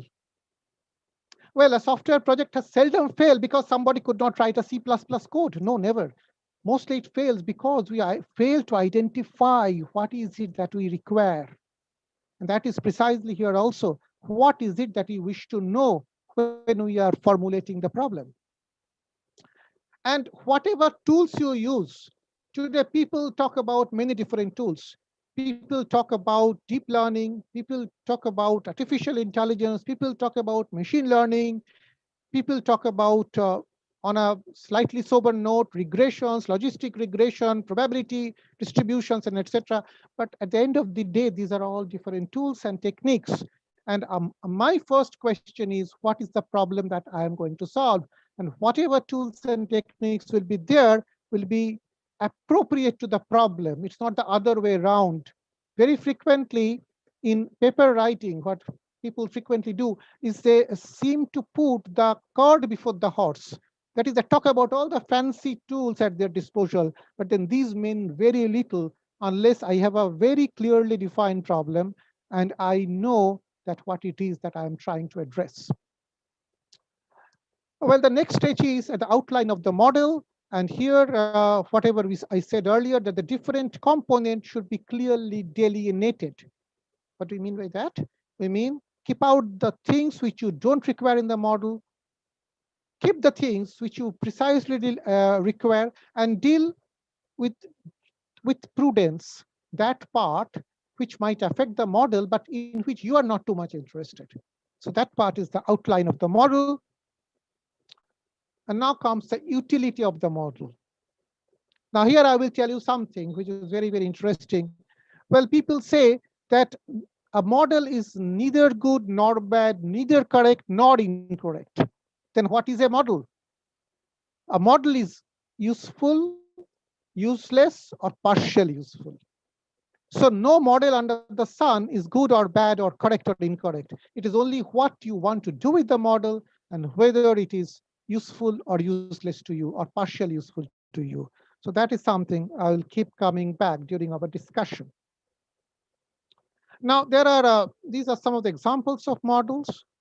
Most simple example is a function, which you see, you are sitting in front of a terminal, you are putting the number 2, getting the number 5, putting the number 3, getting the number 7, putting the number 10, getting the number 21, and you say, okay, your input, my input gets multiplied by 2 and 1 gets added to it.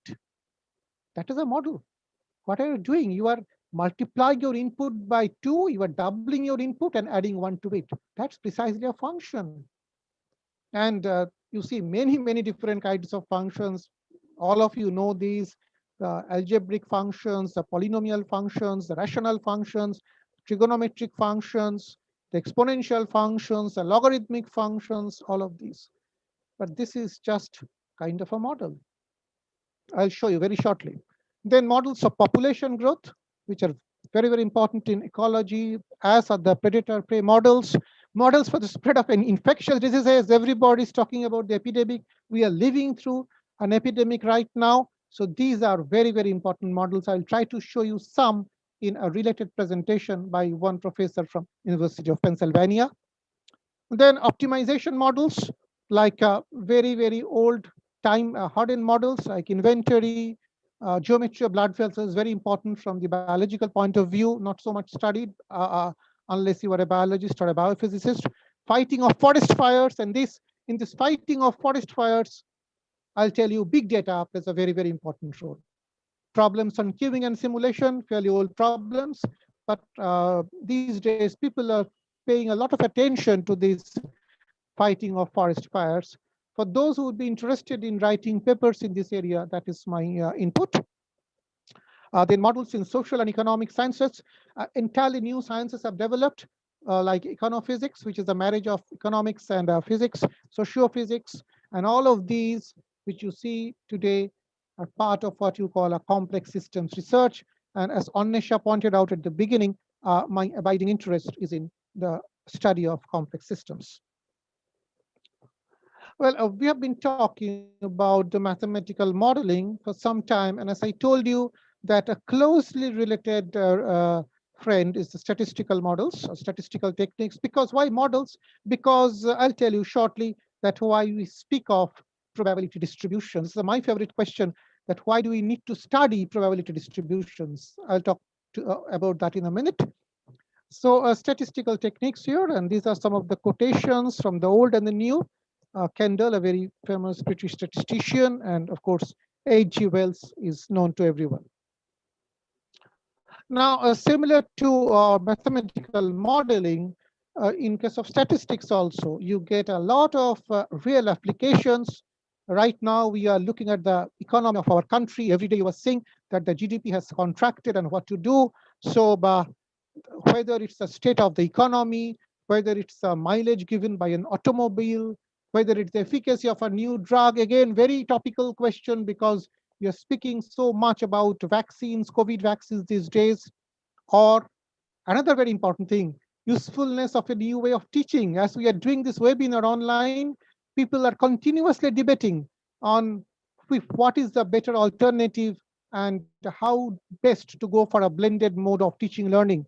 So you see, these are really topical issues. And if any of the participants really gets interested, really gets charged up after this discussion and starts thinking about how to do some modeling, how to do some basic research here, I, for one, be extremely gratified.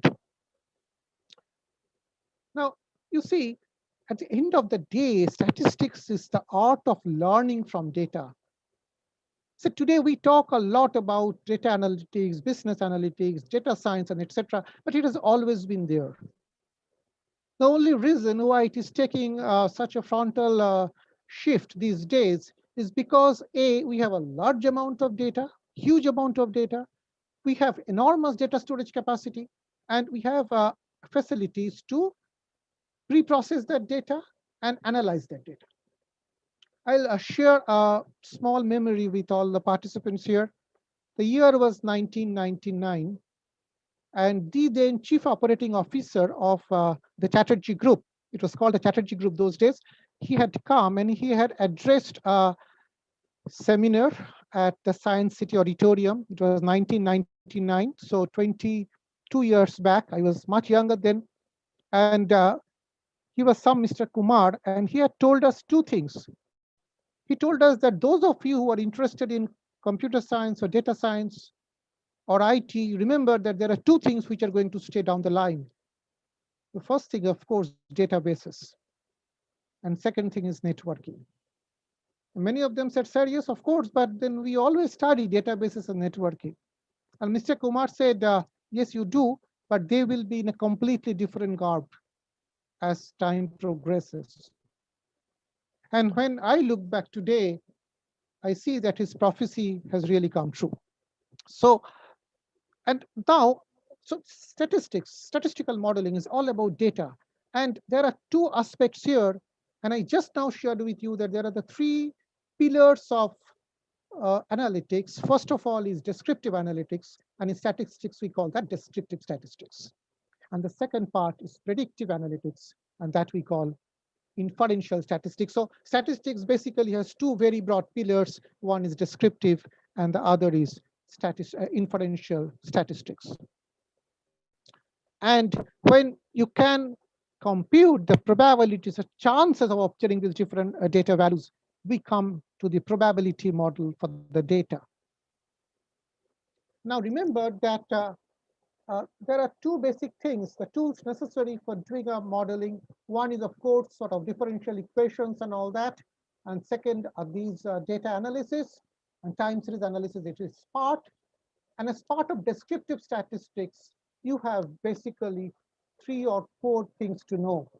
All of you, 3 or 4 things to know. You see, basically very simple. Our objective should be to break down the things into simpler components.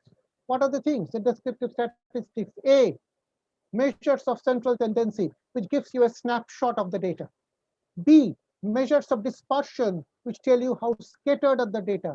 C, measures of shape, which tell you how the data look like, whether it's peaked, whether it's going down in the tails. So we talk about skewness, whether it is symmetric.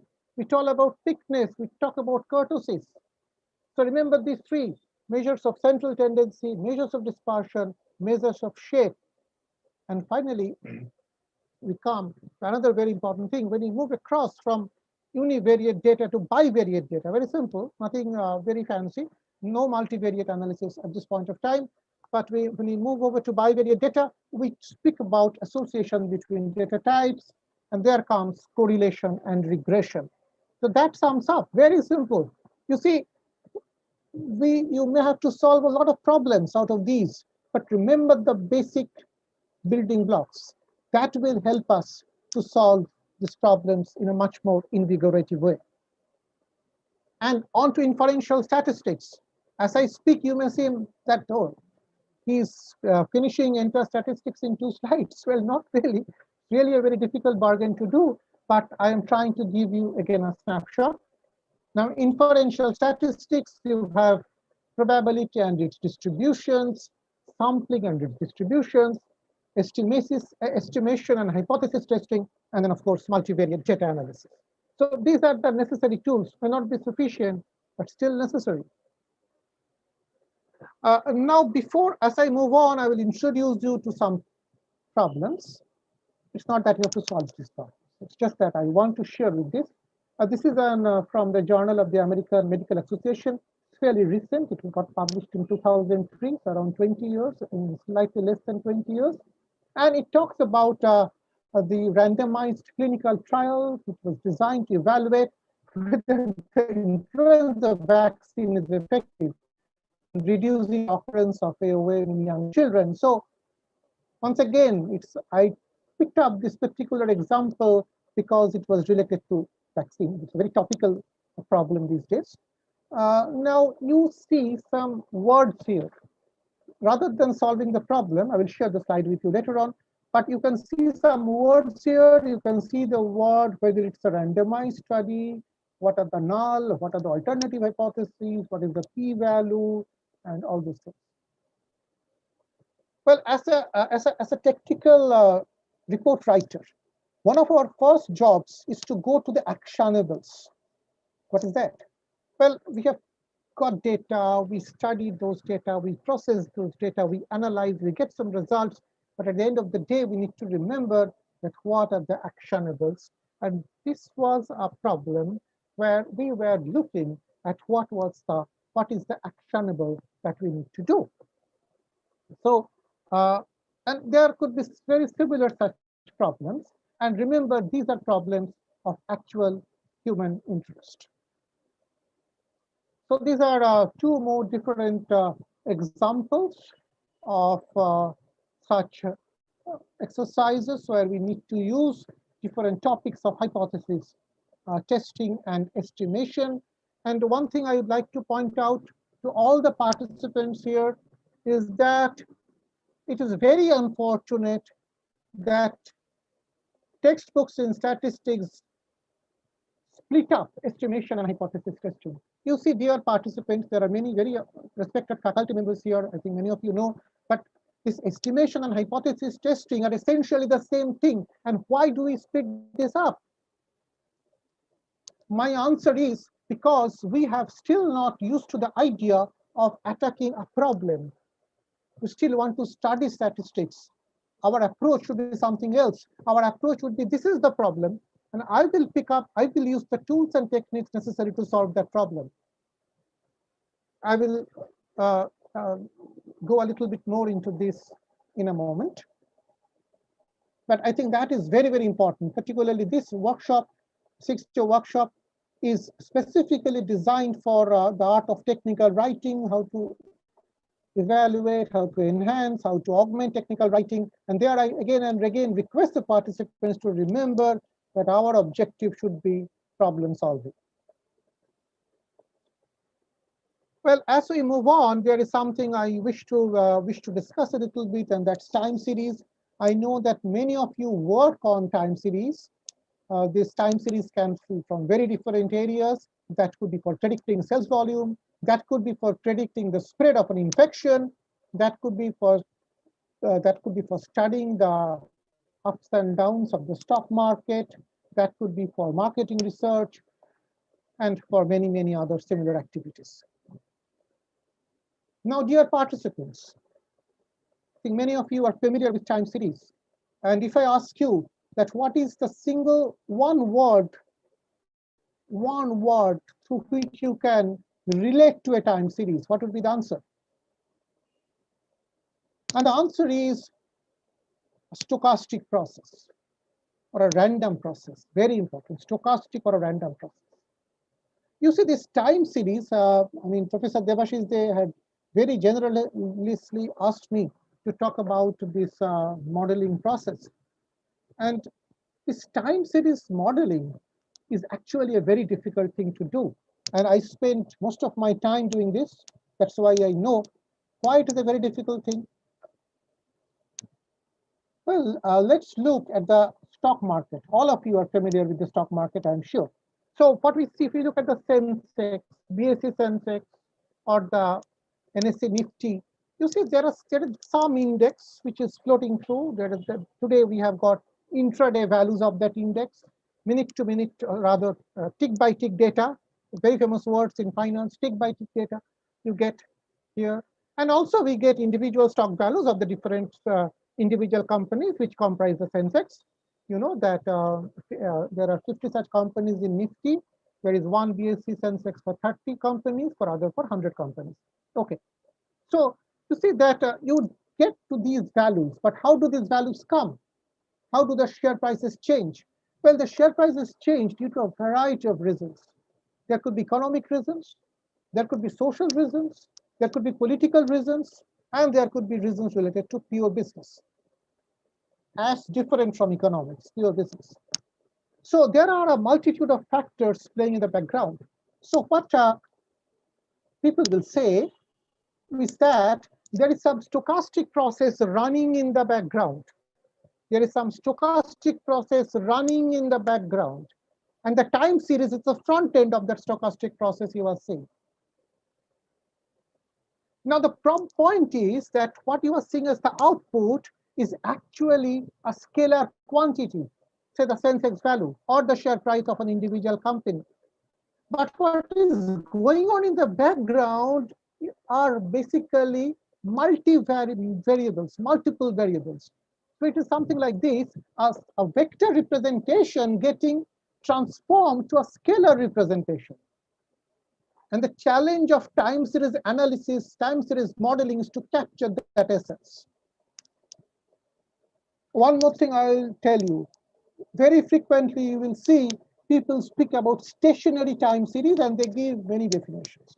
Well, when different windows have the same mean, same variance, autocorrelation, cross correlation, lots of things, lots of statistical things they will utter.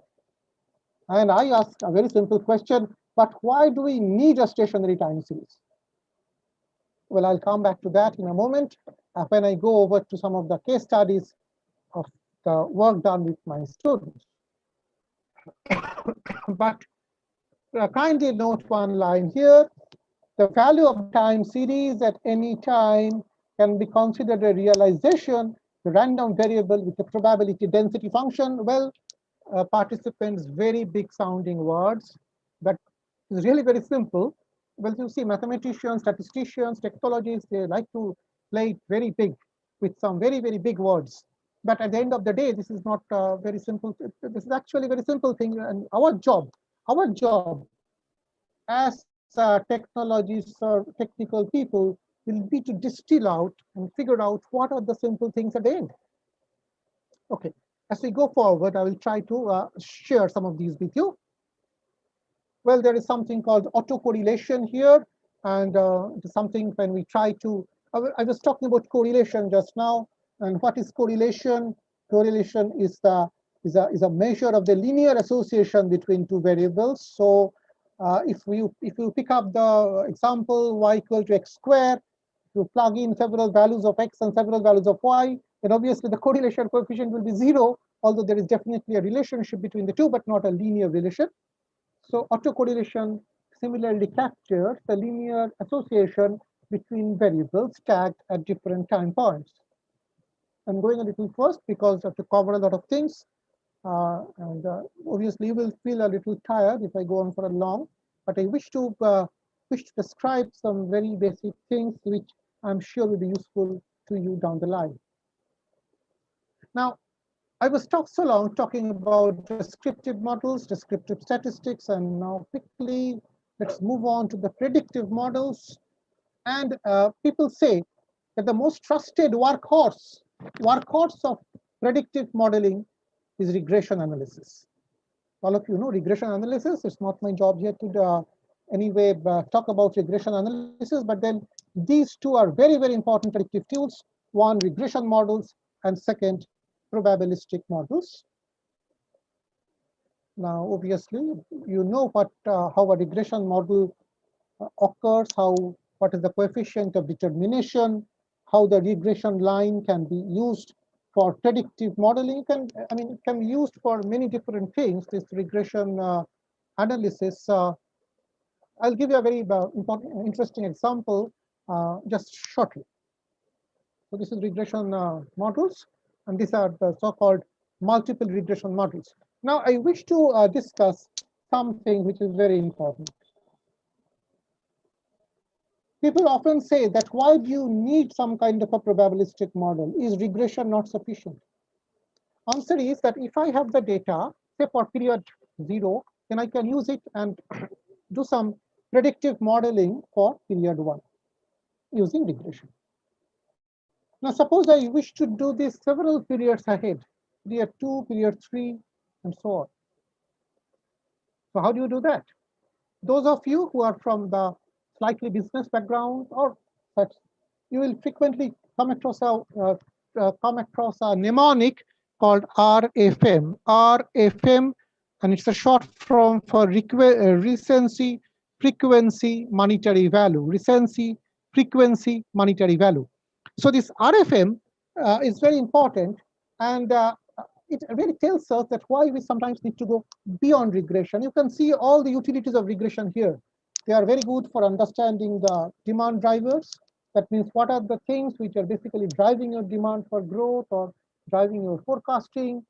They can be used to make predictions. They can also be used for optimization purposes.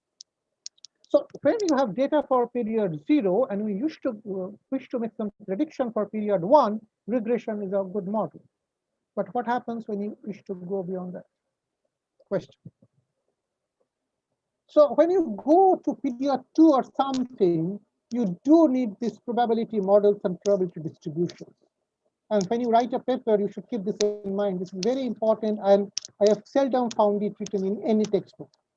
Maybe my knowledge is very limited, but I haven't found it. Now, how come?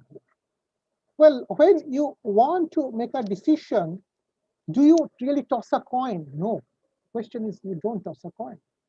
You make your decisions based on certain factors. But those factors are somewhat random in nature. For example, when you are just going out to make a purchase, something may strike you which may change your decision. That is something quite random. And the word random we encode in the word stochastic. So this regression modeling, where we need data for a particular period and making predictions on the next period, if you wish to go forward and forward, then the only option is to move into the probabilistic or stochastic modeling, and those models are based on random variables and probability distributions. So the question is, what is a random variable? You of course know that it's a kind of a function that assigns real numbers to the points in a sample space. For example, if I toss 6 die and find out what face are on, then obviously the face is say 5 or 6 or 4, and I assign a certain number or frequency to that. So that is the value of the random variable. So this is the example. When you toss it through a die, which face is going to show up? It could be a number from 1 to 6. And if it's a pair die, then each face is going to show with the probability of 1 by 6. So random variable is the face that is showing up, and we tag some numbers with the random variable. So you see that there are 6 values of the random variable, 1 to 6, and along with them, a probability of occurrence, namely 1 by 6 for each random variable. Now, this is a probability distribution table, and it shows the different values of the random variable and the corresponding probability values. I see all of us know that the total probability is always 1. as if the total probability is spread over all these values of the random variable in such a manner that the total probability is 1. And now I will show you some examples of such probabilistic models. You see that these models help us. These are very good words. They can help you in decision making in real life, where there is a lot of uncertainty. And you can actually factor in the uncertainty through these probability models. That's why probabilistic or a stochastic model is much better than a deterministic model. And you can also quantify the risks associated with your different models. So that leads to a possible scenario analysis and better decision making. And as I told you at the beginning, of course, our objective is to make better decision making using data at our disposal. Now, obviously, sometimes a mixture of models are used to provide the best possible solution. And today, as Professor Debashish is very much aware, he is one of the finest researchers I have known, is that today we are talking about something called super statistics. That is not a young thing, 2003 by Professor Christian Beck, but then it's less than 20 years, and in the research domain, we call it still very young, super statistics, a sort of mixture of statistics which we are using, and that is picking up in a great way. In several areas, super statistics is getting used. But today is not to talk about that. Now, here are some examples of the very standard probability distributions, like the normal distribution here, the binomial distribution. The normal is, of course, a continuous distribution, and the binomial is a discrete distribution. Remember, continuous is something you can measure, discrete is something we can count. And there are obviously many other distributions under the sun, like the Poincare or the geometric, hypergeometric. Those are all examples of discrete distributions, and log normal, which is very, very frequently used in financial markets. Levy also used, because you see what happens in financial markets is these are not typically normal distributions. You cannot describe a financial market with a normal distribution. There are events in financial markets which you call black swan events. Very famous book by Dr. Taleb on black swan events. So in financial markets, like a market crash or a sudden boom, those you call the black swan events. The swan is a typically white bird, but there are examples of black swans. So that's the famous word, black swan event. Now, I will put this question now, very important to me. Why do you need to study probability distributions? We all teach this to our students. My question is, what would happen if we did not have probability distribution? We can still talk about probability and all that stuff, stochastic processes, which we need for time series, but why is probability distribution so important? Well, the answer is tied to my first words at the beginning of this talk, that one of the objectives of our talk is to be able to make appropriate generalizations and predictions.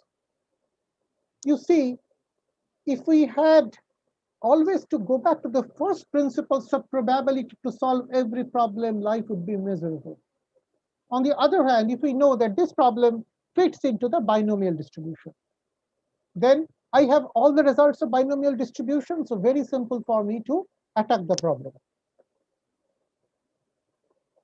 If I know that this problem fits into the normal distribution, I have plenty of results, I can use them.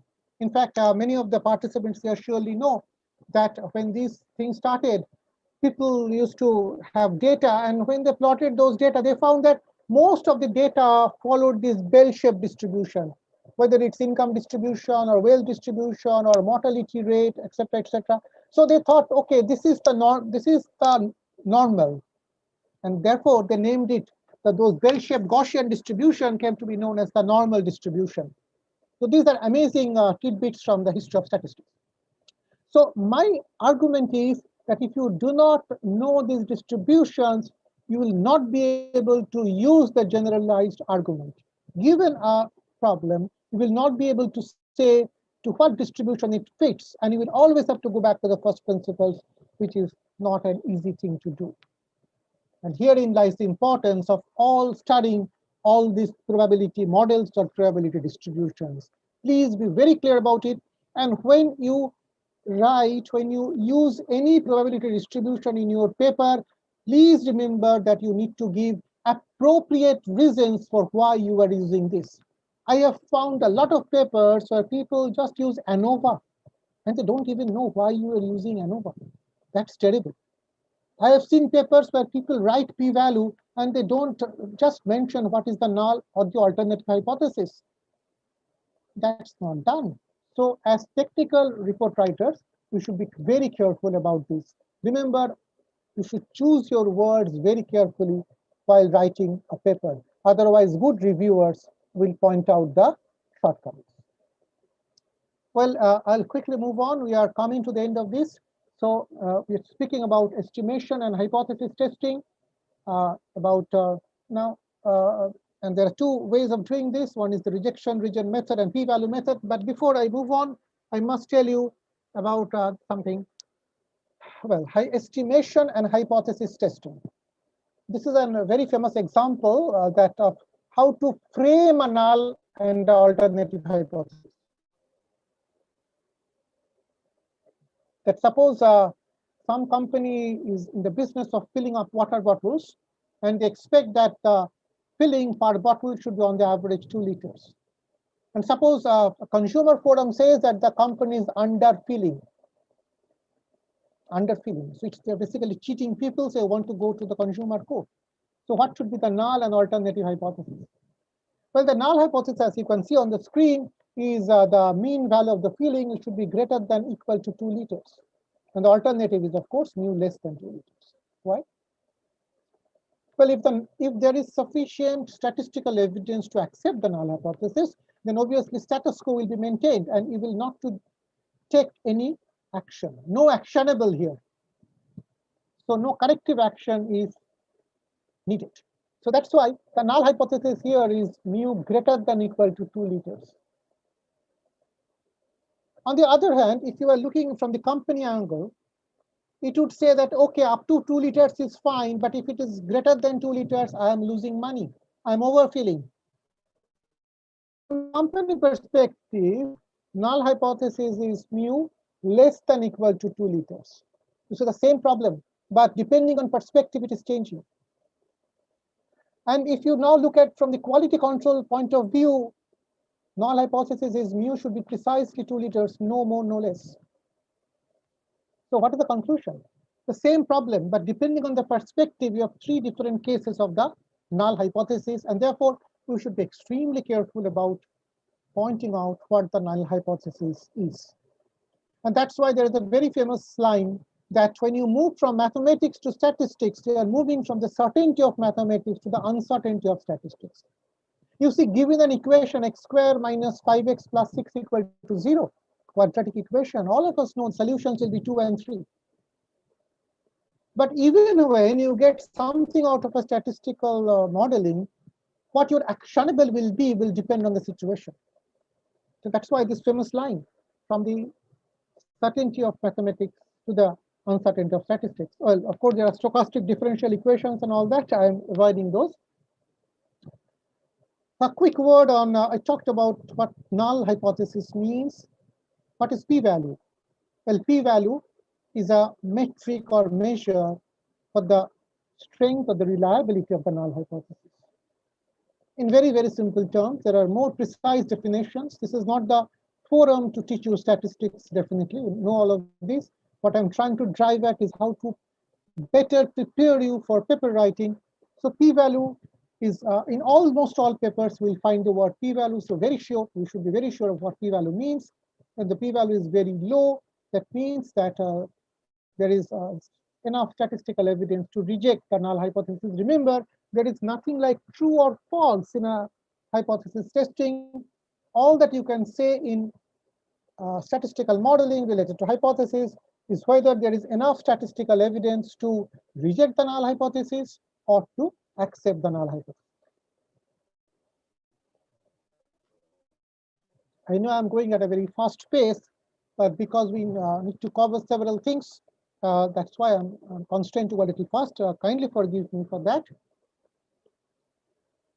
So these are the solutions to the vaccine problems, which I mentioned a few slides back. And you can see here that the p-value for the testing is greater than 0.05. And now I come to some very important thing. And that important thing is the connection between estimation, confidence intervals, interval estimation, and hypothesis testing. Well, basically, you see, what is the precise difference between a sample and a population? Well, for a population, the appropriate characteristic is known as parameter, like population mean or population variance or population standard deviation, population correlation, or if you have bivariate data. And for sample, those are called sample statistic. Please remember, no S, sample statistic, no S. So in samples, you talk about sample mean, sample variance, sample standard deviation, and so on and so forth. But the main issue is that in population, for population parameters, things are fixed but not known. And for sample statistic, things are known, but they may vary from sample to sample.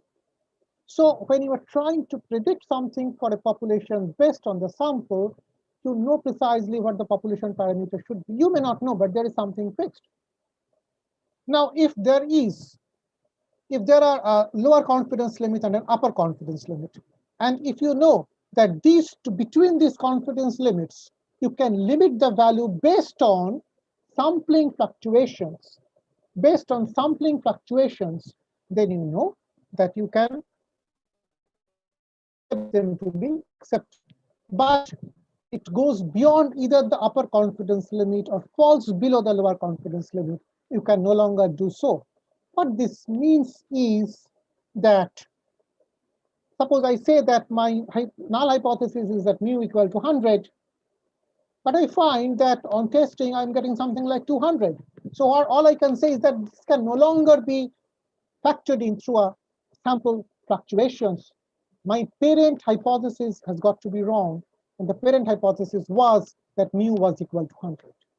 So what I am trying to sell is that estimation and hypothesis testing, by estimation here I mean interval estimation, are basically the same things. And whatever you can do with estimation, you can also do with hypothesis testing, only the perspectives are a little different.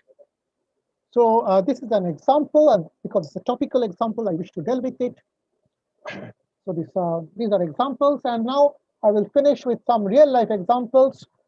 These are some sort of correlation between the real home prices and fundamentals. This speaks of the crash in home prices which occurred in the US in 2008. This is updated from Professor Robert Shiller's book. Professor Robert Shiller was a Nobel laureate in economics. In 2013, he won the Nobel Prize. And this is again a sort of mortgage rate compared with 10-year treasury rates, which are government bonds. So this is a very famous quote by Professor Eric Bradlow. He's in the University of Pennsylvania. And he says there are some people who spend too much time worrying about complex models without thinking about their business value. For all of you, we'll drop the word business and stick to the word value. That we need to look at the value. Because, for example, in big data, there are the 4 or 5 V's of big data, but finally it's the value which counts. So we need to focus on the value which some technology, some tool, some classification adds to your paper. So we need to strike the right balance between the problem that you wish to address and the tools and techniques that you wish to employ to solve that problem. I think I've taken a lot of your time, so I would stop the share here and invite questions from the audience. Over to Professor Debashish Dey.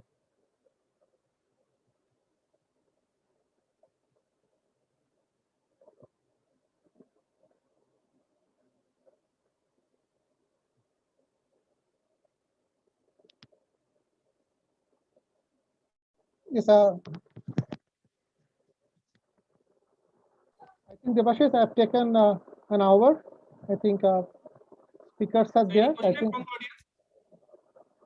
Is there any question from the audience?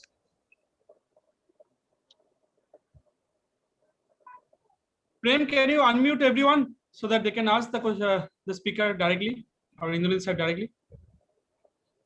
Prem?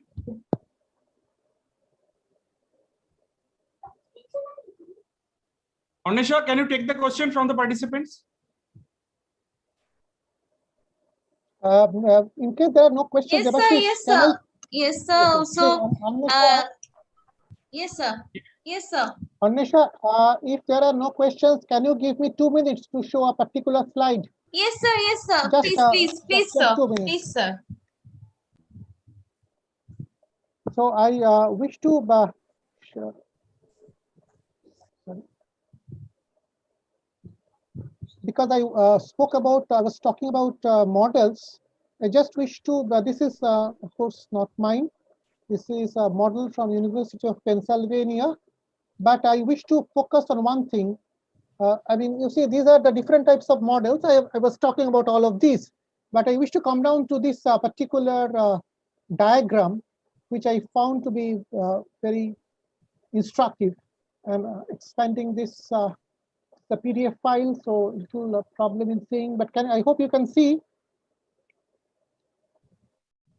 Now, these are the key steps. This is the workflow diagram for the modeling process.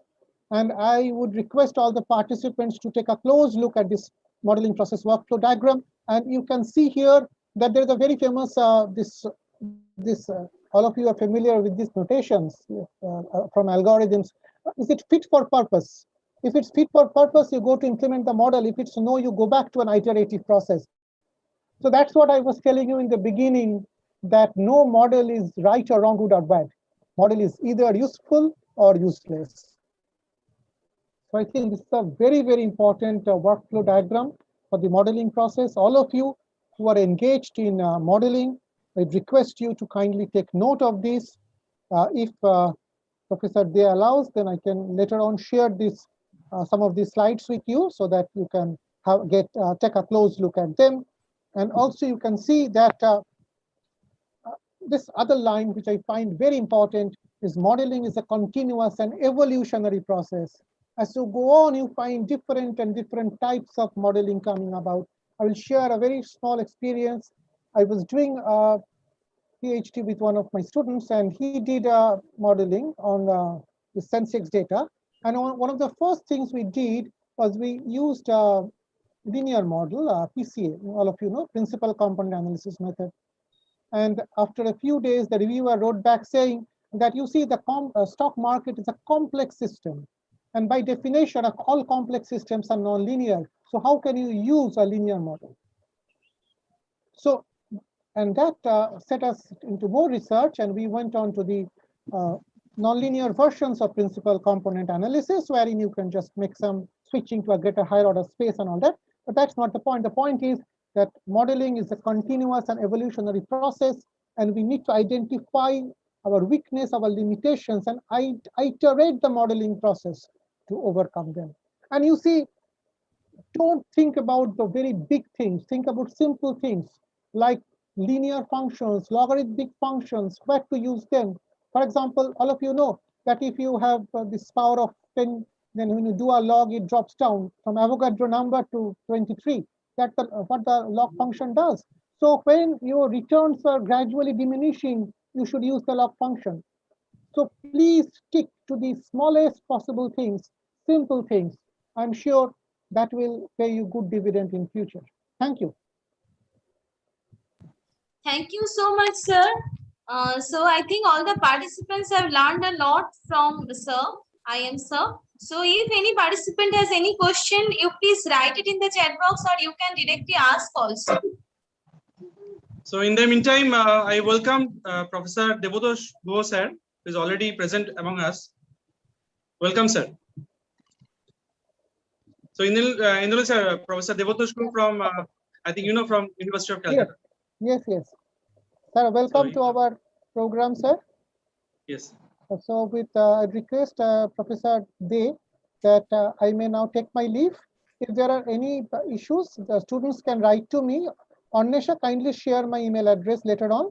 Participants can write to me. Yes, sir. Very happy to interact with them. Thank you, sir. Thank you. Thank you, Devashish. Thank you, sir, for giving a nice picture. Thank you. I'm leaving now. All the best. Okay, thank you very much. Thank you. Well, Debashish, you are trying to say something, but Yes, yes. Welcome, sir. thank you very much. Yeah. So I am requesting Dr. Annesha Mukherjee to formally welcome our Professor Debatosh Guha, sir. Yes, sir. Yes, sir. So now in this session, Well, we have. don't waste Yes. time. Don't waste time. Better we can start Yeah. scientific business. How many are present today? I think 44 presently. Yeah. 40 জন আছে 44 জনের মধ্যে কতজন সত্যি সত্যি research করে? Actually, I'm not going to burden any of you by any kind of advices or sermons. So you feel free to ask me if you're serious to ask something or discuss something. And I'm not going to teach anything to you. I can share some of my experiences. That's all.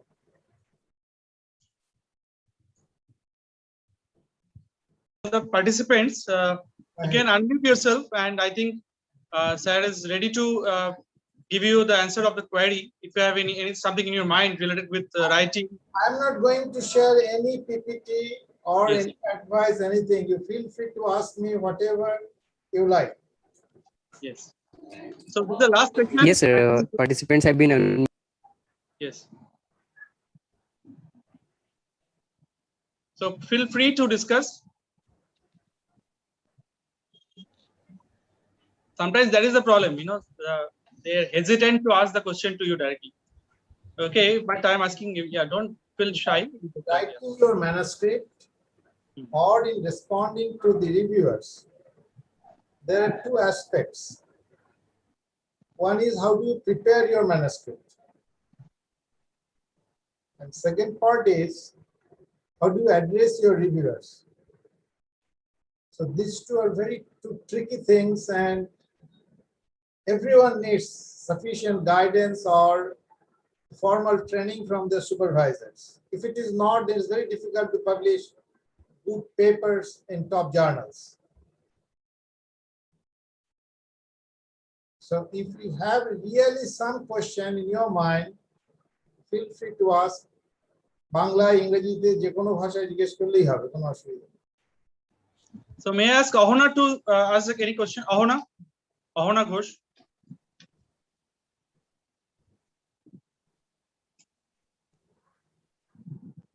Or anyone? No problem. Hello sir, এই মুহূর্তে একটু Ahona, please unmute your. Yeah.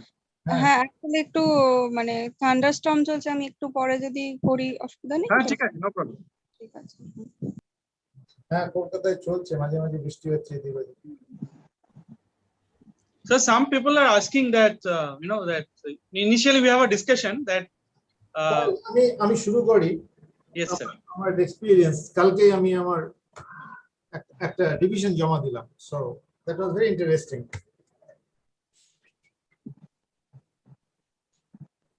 There are 3 reviewers. One reviewer, after 2 cycles of revision, one revision has written nothing, absolutely nothing. Actually, I guess that I'm talking about from IEEE transactions. So he had very valuable suggestions, and he really gave us too much pain. But we enjoyed that pain because we had to do some additional theoretical work to do, and that actually helped. That actually helped a lot. So we're very happy, finally. But he accepted as is.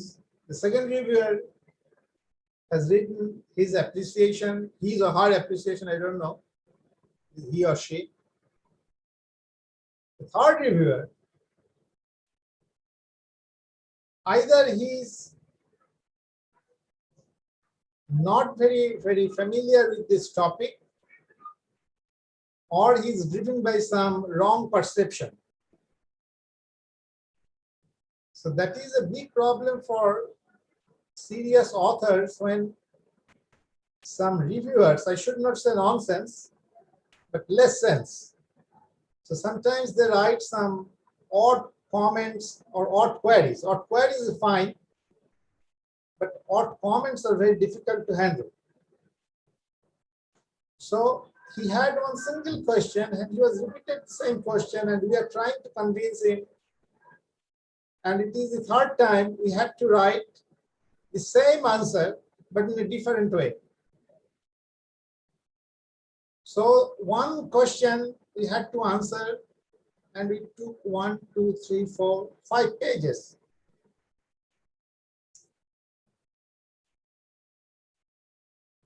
And that is the art of responding, that you should not lose patience. You cannot show your anger or unhappiness, but in a graceful way, you'll have to address and make him or her understand that you are not right. But you cannot write directly that you are not right or you are stupid. You cannot. So the way to write or way to address that is very tricky, and that is very important to learn. So did you face this type of problem? Definitely you did. If you do research, definitely you receive this type of comments from your reviewers. Sir, hello. Am I audible, sir? পরিষ্কার শোনা যাচ্ছে। হ্যাঁ sir বলছি বাংলাতেই বলছি sir, আপনি তো মনের কথা বাংলাতে বললেই ভালো, দুঃখের কথা। ঠিক বলেছেন স্যার। আচ্ছা স্যার, আমার একটা প্রশ্ন হচ্ছে যে আমরা তো দেখি যে বিভিন্ন প্লাস গিভ ইউ ইন্ট্রোডাকশন, তুমি কে বল? I'm Parthasarathi Banerjee from Kolani Government Engineering College. I'm an assistant professor of IT department of Kolani Government Engineering College, and presently I am working for PhD in Knockout in Computer Science department. Many other people have kept their microphone on, so that should be muted. Otherwise, you'll be getting feedback.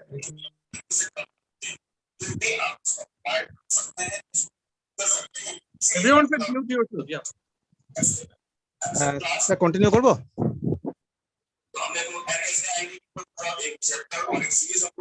Can you unmute mute them? Mute the Sir, it is from the user end only. The participant is getting a noise. Please remove your background noise, please. Okay.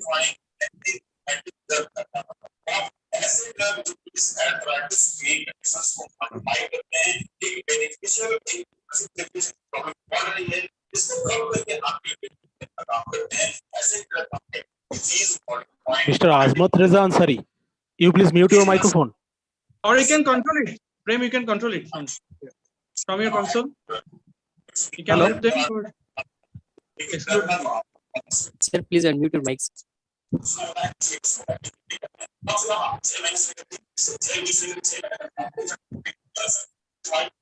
Prem, you can control from your system.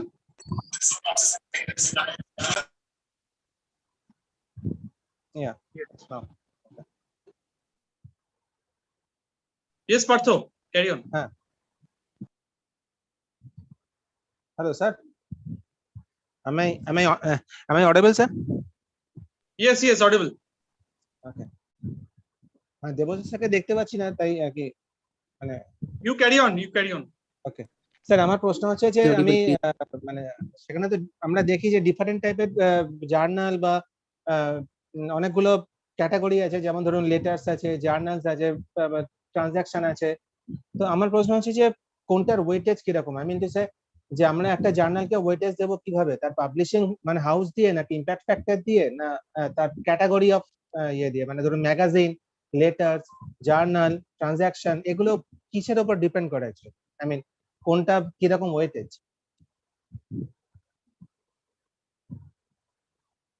Prem, sir is muted. Please check. Is it okay, Devashish? No? Yes, now okay. Well, Devashish, in this audience, do you have any person who doesn't understand Bengali? Some of them are from South India also. Fine. Okay, So, then sir, I should ask in English. okay, so better should know. Okay, I'm going to answer so that they will understand. Okay. Yes. That means your question is, how do you choose your journal, or which journal of which standard, how do you know it, right? Right, sir. Actually, my question is, there are letters. There are letters, there are transactions, there are journals, there are, there are different categories. I'm telling you, there are different categories. So, which one has how much weightage? So there is no general formula or general hierarchy. It depends on society to society. I'm talking about IEEE only because you are electrical engineer. So internationally, you'll be rated by your publications through IEEE journals. Firstly through IEEE journals. If it is not in some special cases in Nature or Physical Review, it is very straightforward. Very commonly, we will choose IEEE journals. And from society to society, it varies. In some societies, there are some letters of very high repute. It depends that what's the rejection ratio. If the rejection ratio is too high, the impact factor will be too high because they're maintaining their quality. So normally transactions are considered at the top level. Then there are some journals in different societies or letters. So nowadays, impact factor is another aspect. So by which you can be guided that which one is of little bit higher rank, but more or less they belong to the same category because typically IEEE follows. If it is not IEEE access, I have some reservation, or it is the global reservation about the IEEE access. So remove IEEE access from our IEEE journals. So other society journals, so transactions, letters, or open journals, nowadays different categories are there. So all are little bit plus minus. So you can choose any one.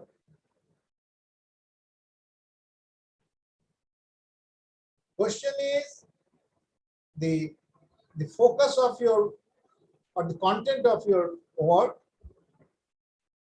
the aim of your work, length of the paper, so that all those may matter. For letters, you cannot exceed 2 to 3 pages in some cases. In some cases, it is maximum 4 pages.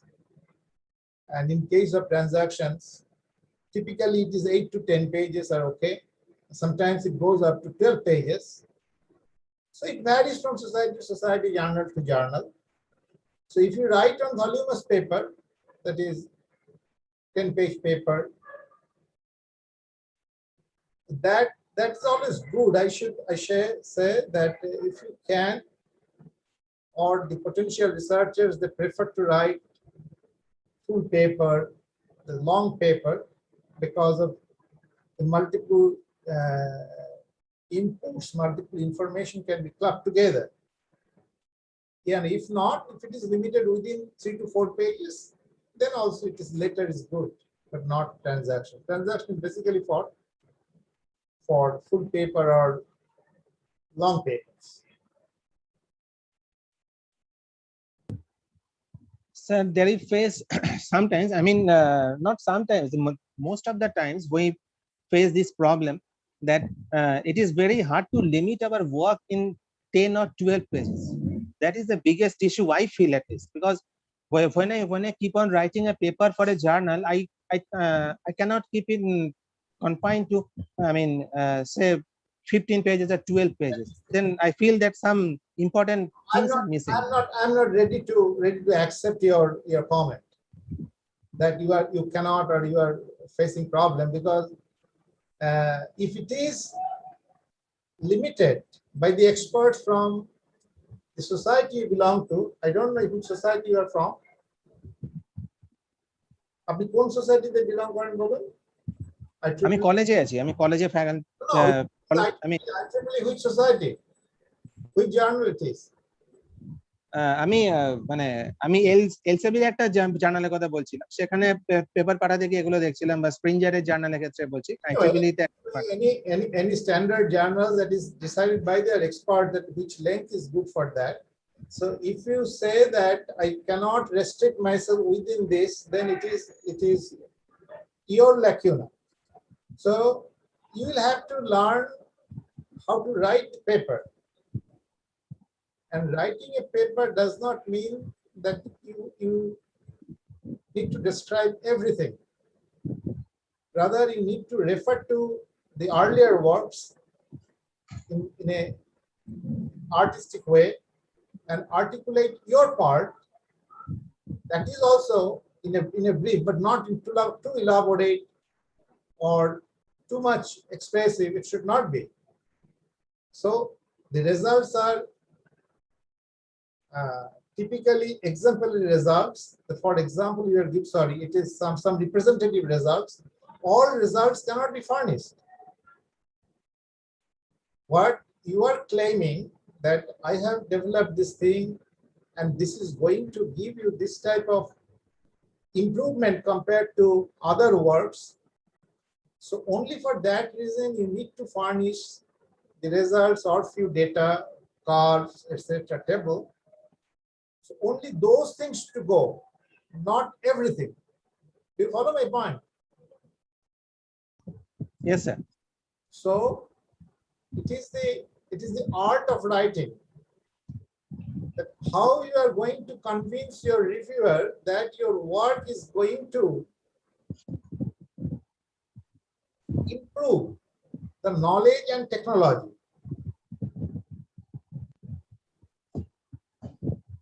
Yes, sir. So, thank you, sir. So everything you should tell in brief or within the limited space. When you are going to write a book, you can write few pages, but here in writing a paper, you cannot enjoy that luxury to write multiple pages for describing something. Right, sir. Okay. Thank you, sir. Thank you very much. You're welcome. Hello, sir. I'm Aparajita Chaudhary. I have a question. Yes. How should I improve the problem definition part? Means, what are the features or what are the categories should we include? Well, it is, that means your question is not related to writing a paper or paper review part. So you are talking about how do you define your problem, right? Yes. No, sir. Actually, in journal problem definition part are there. So that's why I am asking, how should I journal problem definition part means I cannot correlate this term with the standard journals. Devashish, can you help? What's the meaning of her words? Actually, she's talking about how to model the program, how to attack the lacuna of the problem, and how to mathematically or systematically to define the problems. Okay. So that some people finding the problem is also a problem, right? So that is the point she is asking, that how to model it, modeling part. Yeah. Okay, I understand. It is really a problem to find a problem, right? Yes. Yes, sir. Well, so there are few points, very important point it is,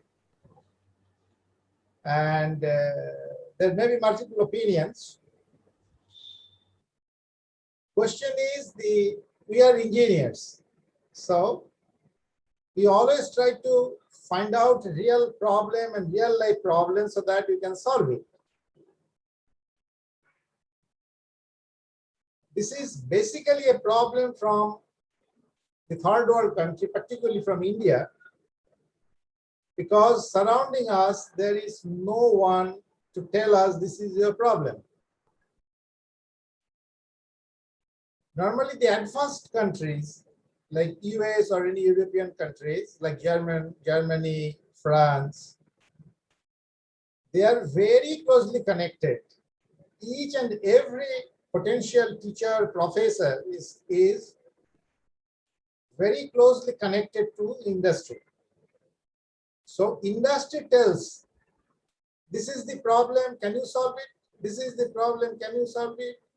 So depending on your expertise, on your interest, you can choose or you can opt that this is the problem. Well, so let us try to solve this problem. So by this way, you are directly connected to the problem which is faced by industry. Or it is my personal experience in both cases, that is, industry is coming to you to give you the problem for their solution. And also, like in our country, it is ISRO, Indian Space Research Organization, or DRDO, you know. And in Europe, it is European Space Agencies. So I have seen the European space agencies, they're working very closely with all, more or less, all technological universities in their nearby cities. Because R&D is not their job. Most of the R&Ds they are doing partly in university and partly in their own system. And a research problem, and there are few parts which are very tedious. So an engineer with 40 or 40 plus age cannot handle that type of critical investigations or very continuous monotonous type of studies and generating data. So for that we need students, and students are very happy when they are getting this type of problems and they are handling this thing. So most of the research problems, particularly in the PhD or master's level, that is coming from this type of interactions when a part is coming to university for solution.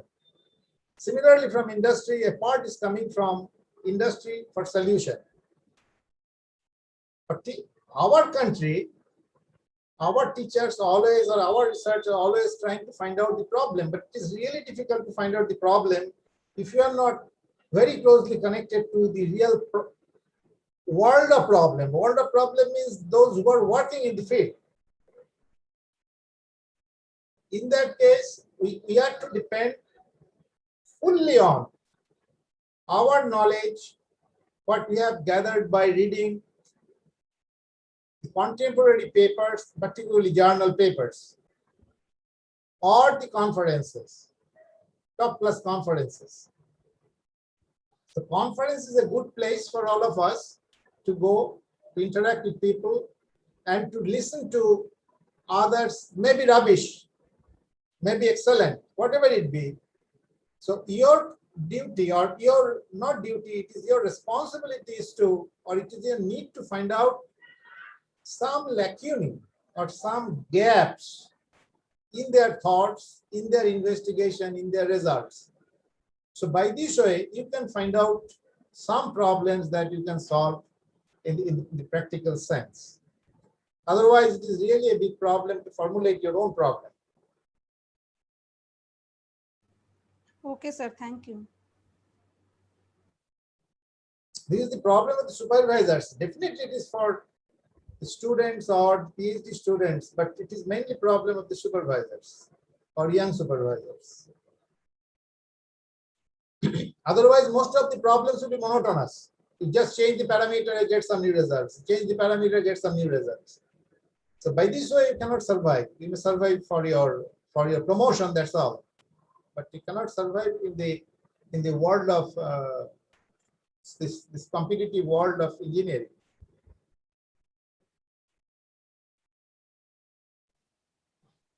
That's another aspect. Really, it is a big problem.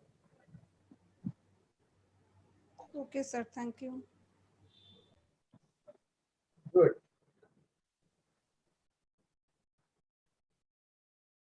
Aparajita, any other question? I will think, sir. Another thing is that we have discussion that for last 5 days that drawing picture, how to present the picture, and what are the softwares or the models means for picture drawing. Means any suggestions you can give, especially for picture drawing and drawing the models. Actually, I'm not really an expert in this field. Okay. So is it in the computer related papers mainly? Now for picture, any paper, figures are very important. Figures, how to present the figures. Sometimes I've seen so big full page figures they are giving. What is the ratio in the half page or full page? We started by hand drawn. It was on. During our time, we used to use totally imported set of tools by rotring. That's the ink, pen. Debashish, I don't know whether you have seen those things in late 80s and early 90s. So those are the drawing tools. Later on, we are using, that time Excel was there, but no Excel or this some software, but Windows came later. So after Windows is one the good drawing tool is there. So it is giving you some options, and SolidWorks. I prefer SolidWorks right nowadays. SolidWorks I first saw in US or Canada in the middle of 2004, 2005 that time. So now SolidWorks are available. Do you use SolidWorks? No. You don't. Nowadays, there is option of your importing from one platform to another platform. So the commercial tools, do you use any kind of commercial tool or commercial software where you need to draw some structure? If it is so, then you can import it to the other platform, which are really robust for lots of manipulation in the drawing, like AutoCAD or SolidWorks, like this. Okay. So SolidWorks, I think it is a good one. Sorry, I was doing a mistake. I was talking about the graph drawing. So Excel was, during our time, Excel was fantastic, but later on Origin came, so we are using Origin. But for drawing, SolidWorks is better.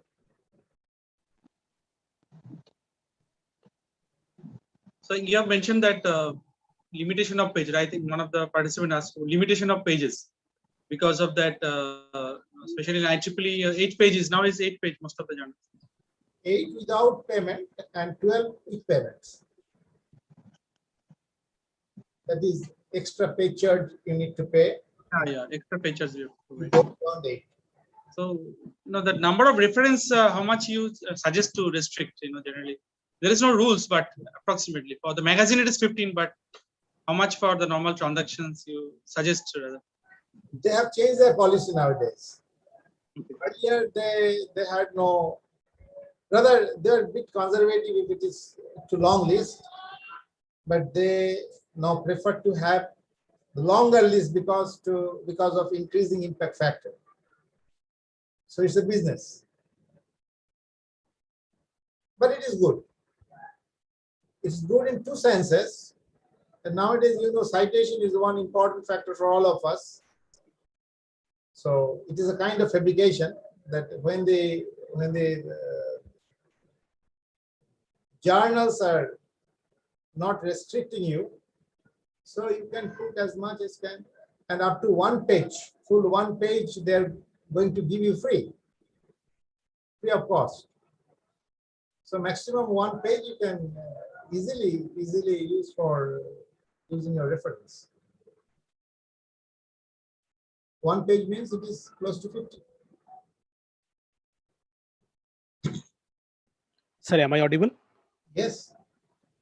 Sir, due to some heavy rainfall, the voice may be fluctuated, but thank you for your nice insights, including the paper publications in the IEEE journals or IEEE publications.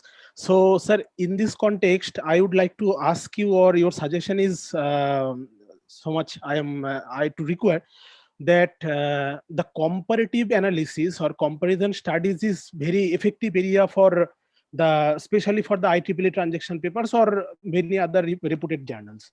So in this context, yes, For all, yeah. so my question is that suppose you are working on a field where machine learning have been used. You have used the machine learning in your field specifically, and I am working on some different paradigm, the similar type of machine learning algorithms or some specific criteria which I have been incorporated in my research. Sir, in this case, how your suggestion is required that how can I compare the two different methods in my method when in my field there is no available research or previous researches are exist within the utilities of the specific things. I cannot completely understand your point. So but my general answer is that artificial intelligence and you are going to propose a new technique. Am I right? Yes, sir. Absolutely. Okay. And that is not going to overlap or fringe any other works that was already reported. Am I right? Yes. Then it is very easy for you to claim that it is being reported here for the first time, and to the best of author's knowledge or to the best of our knowledge, this technique is being proposed and it is not comparable to others or already reported ones. That's all. Yes, sir. Or if it is not, my point is if it is not, if it is really novel, really first time, so no one is going to ask you to do compare. But the thing is that if it is not that novel, but it is a kind of improvement or a different mode, which is not really improvement in the output side or result side, but it is giving you some benefit from the input side of analysis, like total space, total volume, size, time.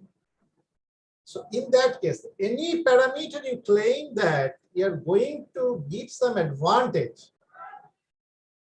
in these parameters compared to others, then one small table or in the form of graph, you need to show that your data or your claim is really giving you benefit. The expert can understand from the results that your technique is giving some advantage and it justifies your claim. If it is so, then your part is over. Yes, sir. Definitely. Thank you very much, sir. A problem I have seen when the authors write paper, they are not very focused from the right. And that creates the problem. So for writing a paper, you need to be ready with, মানে এটা একটা সিনেমার চিত্রনাট্যের মতো, ছবিটা কোথায় শুরু হচ্ছে কোথায় শেষ হচ্ছে, হ্যাঁ, পুরোটা চোখে দেখতে হবে। So you are the director, so you know what are the things, সেই জন্য সেগুলোকে বসে আমাকে ওই সময়ের মধ্যে ওই জিনিসটাকে প্রেজেন্ট করতে হবে। That is ওই page length, the same page length, given page length. So within this page length, I need to complete it. So you need to focus on your work. So your claim and its justification. You are writing your claim in the introduction and you are justifying everything throughout the body and mainly in the last part when you are going to complete or going to put the comparison table. So when they both coincide or mutually in agreement, then only your work will be, if the reviewer is really critical or serious, then he or she will be satisfied. Thank you, sir. Thank you very much.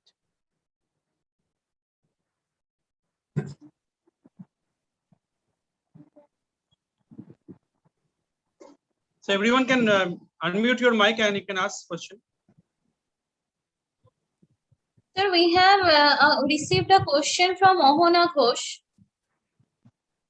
Yes. So, yeah, she has asked a question. Sir, where should I put the motivation and contribution section in my paper? Why should I? Where should I put the motivation and contribution section in my paper? Well, then you should not write the paper because your paper.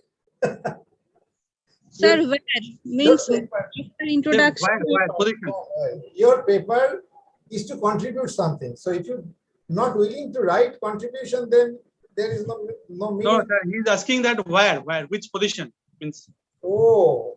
Okay, in the introduction section or after the related work or before? Yes, sir. Where? Very, very good question. Motivation and contribution. Well, who is asking this question? Very, really brilliant question. That means he is writing paper, right? Ona Ghosh is from? Yes, sir, from Department of Computer Science, Makaut, West Bengal. Everyone is from Makaut in West Bengal. Yeah, not everyone's, but most of them, yeah. In which college? Sure. Yes, sir, in-house. In-house, university. In-house university. University, okay. Yeah, very good question. Okay, so let me answer.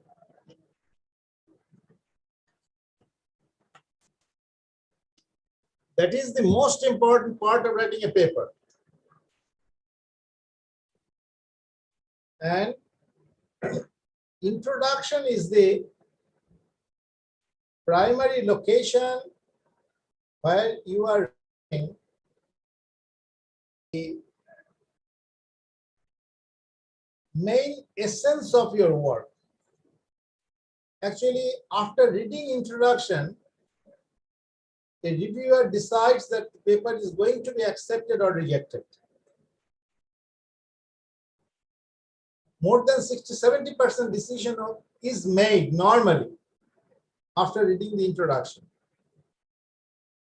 Because in the introduction, what do you try to write? Are you noting it down? Yes, sir. Yeah, if you're serious, please note it down. Yes, sir. That in your introduction, 1 or 2 lines should be focusing on the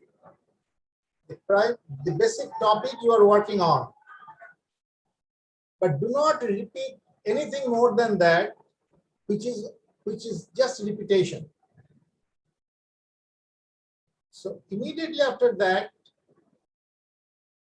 you will have to focus some quick review of the specific area you are addressing.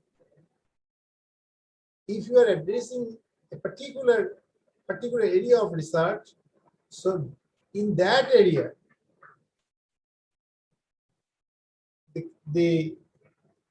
in sequence, the major developments, major works, what was done or what were done in sequence, and gradually will come to, it is 1 or 2 paragraphs you will write. And these 2 paragraphs will end showing the reviewer that in all these works, there were some lacunae or deficiency. So your writing should be very clear about all these works one by one, gradually will be coming. And lastly, we need to conclude that in these works, these are the lacunae. And I'm going to explore, or this work is going to explore this technique to alleviate or to remove this lacunae or to improve this technique. So in this paragraph, when you're writing this, that this work is basically focusing on that. Immediately after that, you need to write in very brief what you have done. Not in detail, I'm telling you. The rest of the paper will give the complete description of your work. Yes. So you will write a very quick abstract or a brief abstract within few lines, and immediately after that portion, you will write your real contribution. You asked me that your motivation and contribution. Yes, sir. So actually, you built your motivation through very brilliant survey of your works, justifying the need of your work, what you have done, and finally, the one key line that is the basic or the most important achievement in your work. So after reading this, the reader or reviewer will be interested to read the rest of the part. And the significance of this work will be revealed by reading this. So definitely you are right. Your motivation, your aim, the strength of your work, the need of your work, the beauty of your work, everything should be gradually furnished, and you will have to give this final result. Interesting point you need to know, when you are going to write the concluding part of introduction, then do not do this mistake. Normally, we don't write in a very clean and clear way about our claim or about our achievement. It is enormously improved. It is highly improved. It makes no sense. There you need to write that I have achieved this feature, which is improved by either this person or in terms of time or in terms of space, in terms of size, specify or quantify.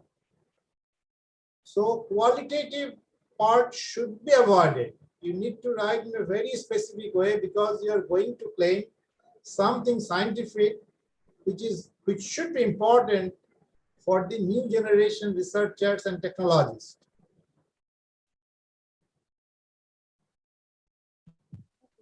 Hope you do understand my point. Yes, Ahona, are you there? Ahana? Yes. Actually, I got disconnected. Yes, sir. Thank you, sir. Now I am clear. Devashish, are you keeping the recording? Yes, sir. It is recording, and many people are watching in online YouTube. Fine. So recording is fine. Don't use it in the public media, but for your personal purpose, you can use it. Yes, yes. Okay. And sir, another thing is that when you are talking about this contribution, I generally have found many times that it happens with us also. Same contribution, same line we are writing in abstract. Same contribution after the motivation part, and some part even in the conclusion. So even I am also. I understand your point. Yes. When you pointed out this, yeah. Actually, one more important thing in your whole life you should follow, everyone. Never copy and paste. Every time you try to write freehand on your own, then never you will face the new problem of our generation, that plagiarism. You should not care about that. So every time, whenever you write, so Devashish, when you are, and I'm telling you, the day you are writing introduction, definitely you are not writing abstract the same day. And never write introduction and conclusion, abstract and conclusion on the same day, on same sitting. It means that never copy and paste, forget about this. So your is your own work.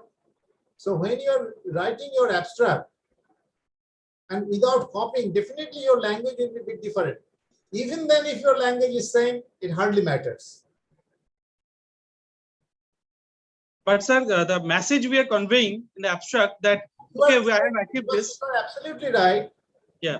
Specific quantitative term, when you are spelling it out in your abstract, the same thing you are doing in introduction.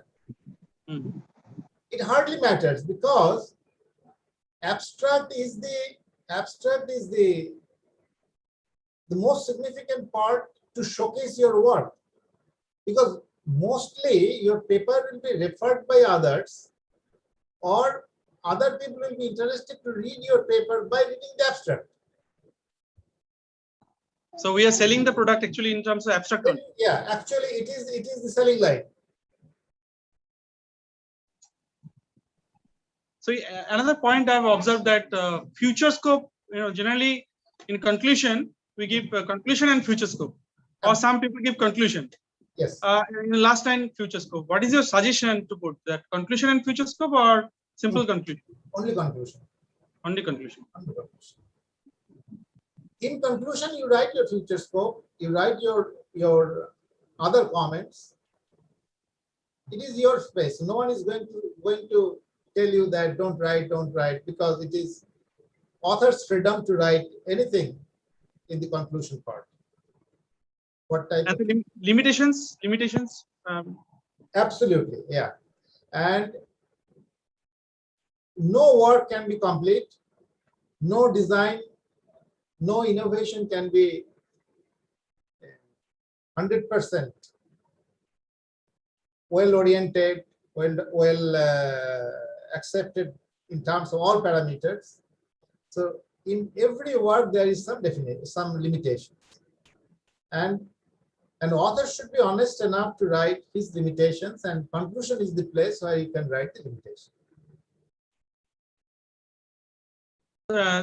Sometimes if you give the limitation of your own work, I think many of us, even myself also, get afraid that if I show the limitation of my work, I think maybe reviewer may reject my paper, or I think these questions are throughout the session. So how to represent the limitation? You should not write in negative sense. That is the thing.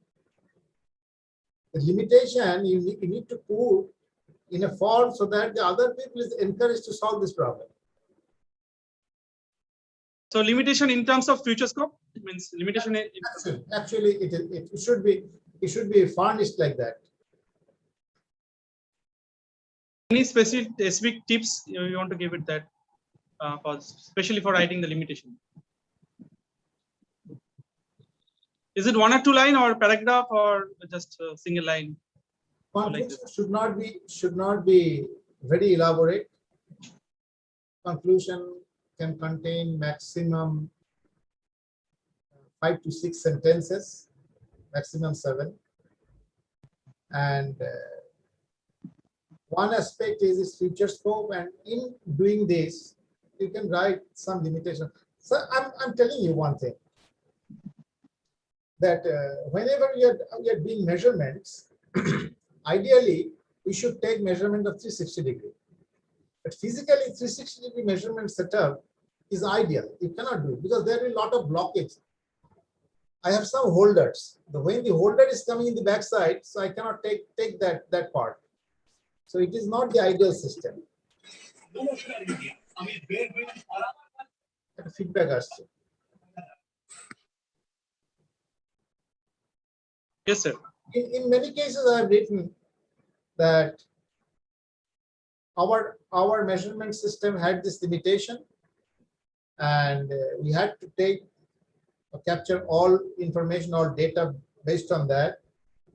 But at least the obtained data are supporting well, or is not supporting, I'm telling you, corroborating well with the theoretical data. So it is expected that the theoretical prediction is quite logical. So by this way, you can conclude it. So limitation, sometimes in fabrication you cannot do, or if it is totally computer based, then there may be some computer-based limitation. So those limitations you can write little bit, but not too much. Don't put in too much negative way. Thank you. So I think I have seen a lot of participants there. Please ask the question. Feel free and ask the question for another 5-7 minutes. Yeah. How many are there?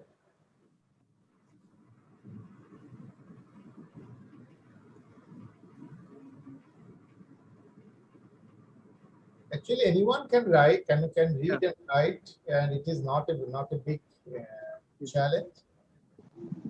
It is a passion. So if you enjoy writing, if you enjoy doing research, then it is not a problem. Pain. Thank you. Devadash sir, our Honorable Vice Chancellor, Professor Shrikant Maitra sir has joined. Can you see the screen? Hello, Professor Maitra. Even our Register sir is also present here, Professor Lahi. So all your Vice Chancellor and registers are from home. Yes. Yes. Thank you. I cannot see none of them. I think you can. So I can see, sir. Register sir, are you there? Yes, I can see Register sir. Oh, now Sir, Register sir, mic is problem and VC sir. Yeah, enlarge my screen. Yes, yes. Thank you. So Sir, Professor Devasos Joe is from University of Calcutta. Is IEEE fellow and he is discussing about the limitations and how to organize the papers, and he's taking a lot of questions for last 1 hour. So sir, he discussed about the details and he has given the answer of the query. All the participants, many of them asked it, and sir is giving the answer of the query. Yes, thank you.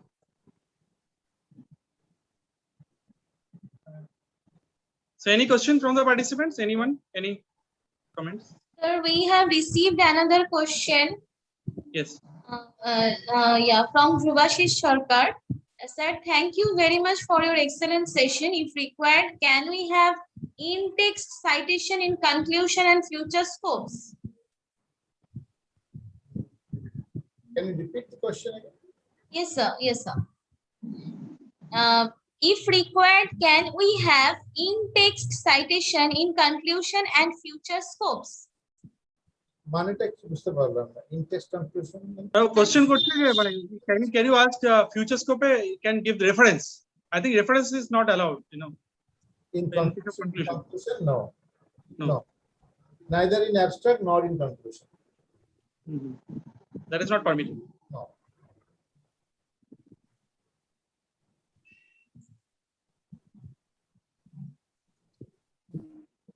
So someone question, Anisha, ask the question, please. Sir, yeah. So, sir, please. So there is a question that if the question of a reviewer is not relevant to the, coming to the domain of the actual research, so little bit irrelevant, as you have started, right, that discussion. So how to answer politely, rather. Yeah, it is. How to convince the reviewer. Yeah. Reviewer is not in your hand. Yeah. So there are different ways to handle the reviewer. Yes. So I have several experiences. So it depends on that how strong you are in writing the letter or rebuttal, and how strong your editor-in-chief. So I wrote a very strong complaint against one associate editor as well as one reviewer, and I requested to change the whole set. The editor-in-chief changed the whole set, and that paper took nearly 3 years to be accepted. So I had to fight for 3 years' time. So finally it was accepted. So it depends. If the associate editor may be out of the field, maybe reviewer, there's every possibility. So normally it is taken care of by associate editor himself. So it is not in our hand. Okay.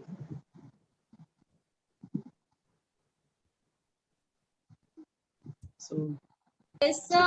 Thank you, sir. Yes, sir. So thank you very much, sir. I think I sign off now. Yes, sir. yes, sir. Thank you very Another much. question, sir. Another question, Okay. sir. Yeah, regarding cover letter, if anything you suggest, please, sir. I think actually writing a good cover letter is also. No. I don't write any cover letter. No. Okay, sir. Okay, sir.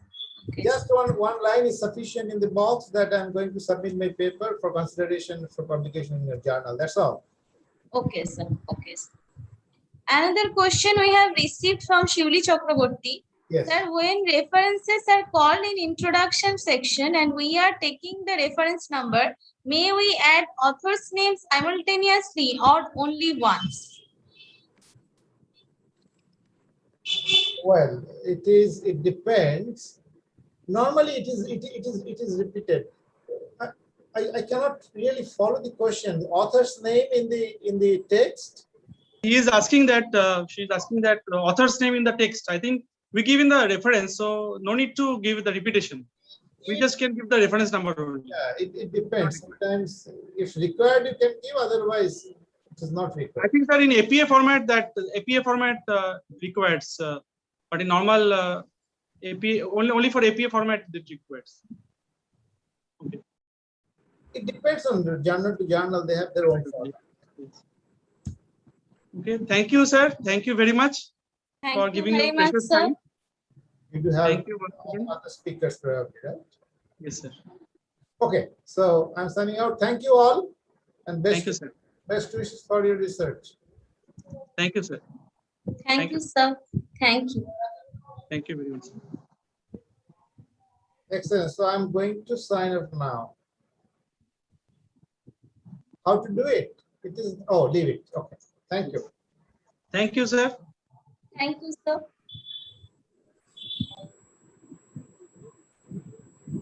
Now, may I ask our controller, sir, Controller Subhashish Datta, sir, to please start a validatory session. So for last 6 days, we are having a series of 24 hours talk and also hands-on. Participants, some of them have started writing, and we have extensive interaction with the various speakers. Also, they have started learning LaTeX and various tools for drawing and designing. Also, they have learned how to check the plagiarism, which is very important. Also, we have discussed how to put up the reference. So I think these are the wide coverage we have given for last almost 24 hours plus discussion.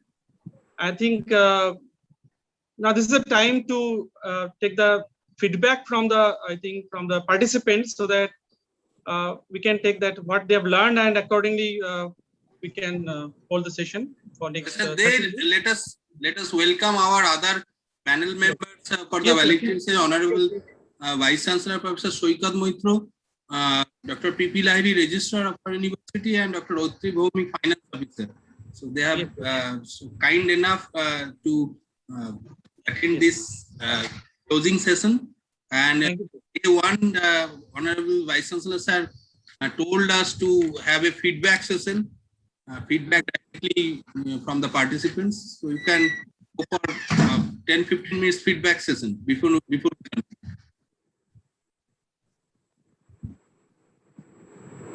Please permit us, Vice Sir.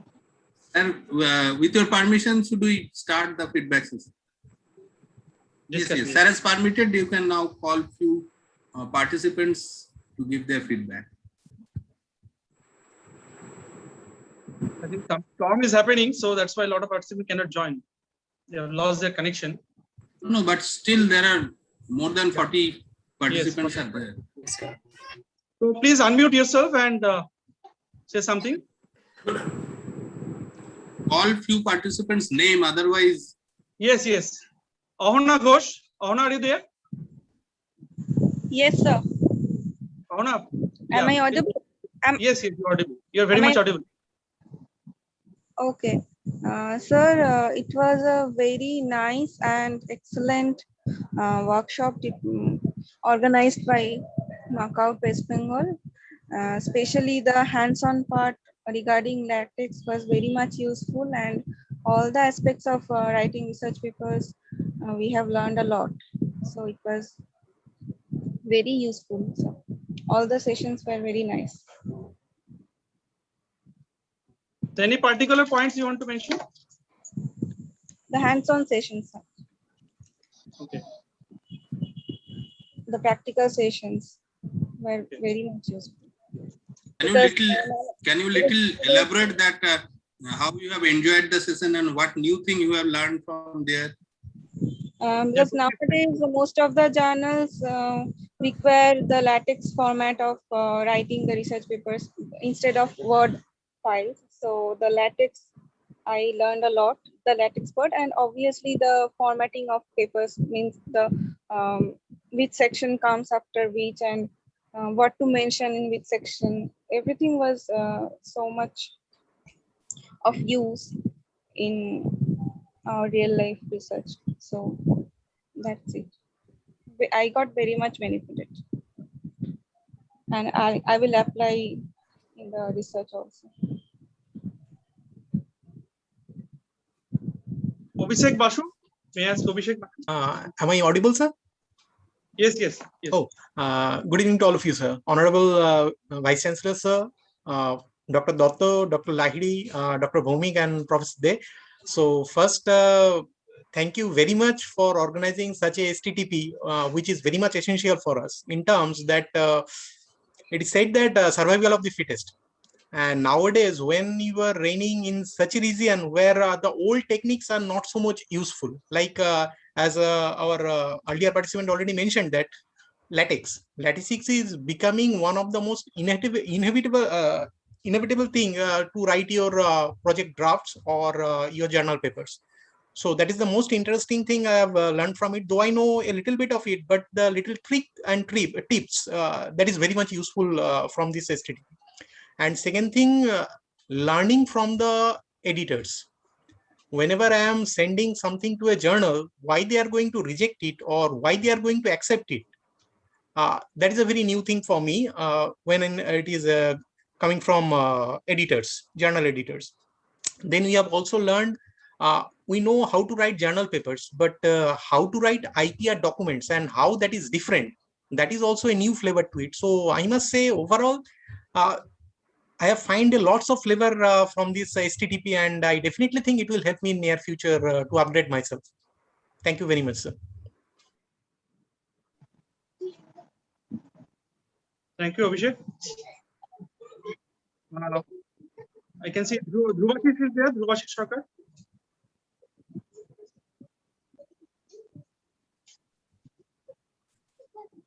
Dhruvashish Sarkar. Dhruvashish Sarkar, please unmute your mic. Kumar, you can seat all participants in the panel itself. Yeah. Yes, sir. Dhruvashish, can you hear me? Can you hear us? Yeah. Or anyone?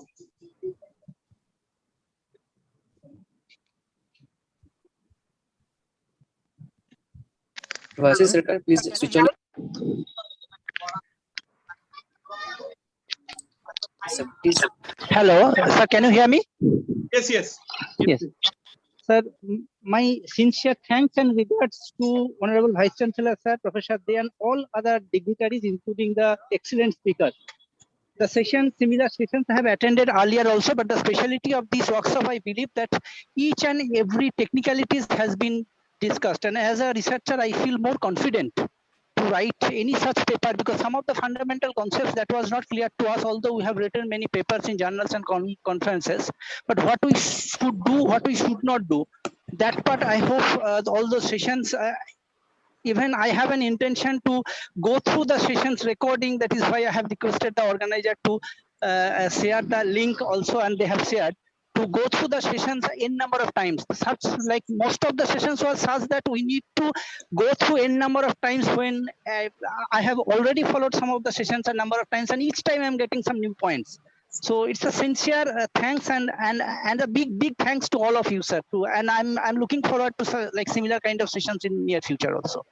Thank you, sir.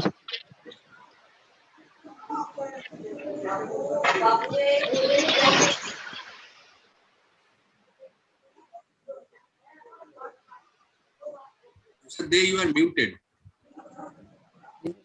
any participants can Yes, sir, you're muted, unmute sir. themselves and introduce yourself and give your feedback. Sir, we have Sohini Datta ma'am. Sohini Datta ma'am, you may unmute your mic.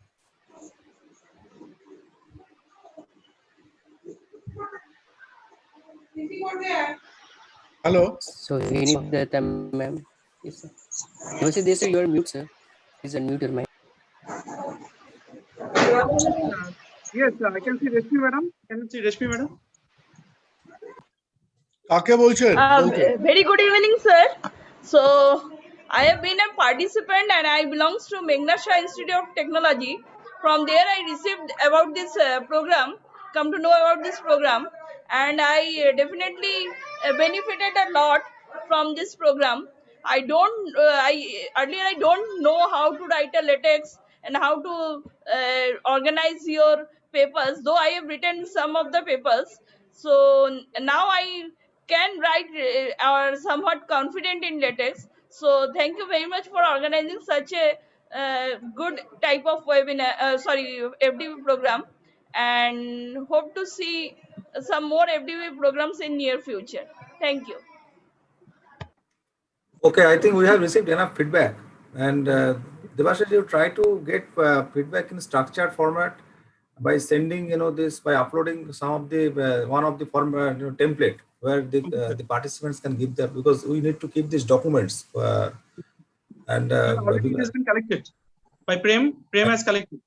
make Prem, an analysis of the feedback which you have collected, and then out of that you can have some important observations regarding this quality of this faculty development programs, what is the further where we can apply ourselves, and the requirement expressed by all the participants, and it will help us in designing our next this next course of action in organizing these types of this faculty development program further.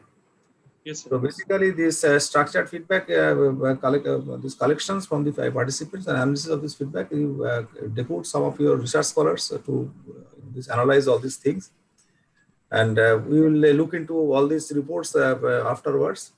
But as we have another program at 7:30, so we have to finish this program by 7:30. Okay, so kindly complete the necessary formalities in this closing ceremonies of this program. Yeah. May I ask Shubhashish Datta sir, please continue. Yeah. Let us listen from other two panelists and we can close the. Dr. Otri Bhomik, please say a few words in the closing ceremony. Good evening, everyone. Honorable Vice Chancellor, sir, Professor Debashish De, Dr. Lahiri, Dr. Subhashish, and other panelists, and my dear participants. We hope that in last 6 days you had got enough opportunity to learn the art of technical communication, which will help you to improve the quality, clarity, structure of your technical communication. In fact, business world depends on the logical, concise, and accurate information. And only this kind of workshop can get you the information or technical skill to help you in every respect in communicating your technical knowledge and other thing to others, and will help you to excel in future. Thank you very much. Now I request Dr. Partha Pratim Lahiri, our registrar, to say a few words in the closing session. Good evening to all. Honorable Vice Chancellor, Professor Dr. Soikat Moitra, my colleagues, Dr. Otri Bhomik, Finance Officer, Dr. Subhashish Datta, Control of Examination, Professor Debashish De, Director, School of Computational Sciences, and other panelists, and obviously the respected participants who are the most important part of this STP. First of all, I would like to thank AICT for giving us this opportunity to hold this kind of STP for the training of the teachers, which is extremely important, particularly for the young teachers.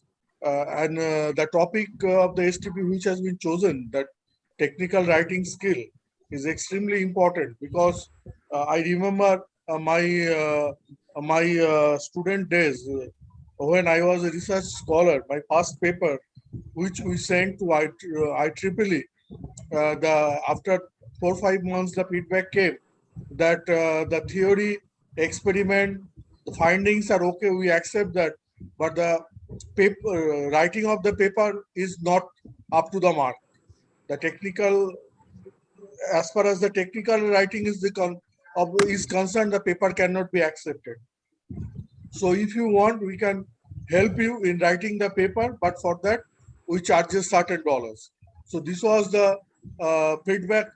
This was the response I got in my personal life during my research days when I wrote my first paper.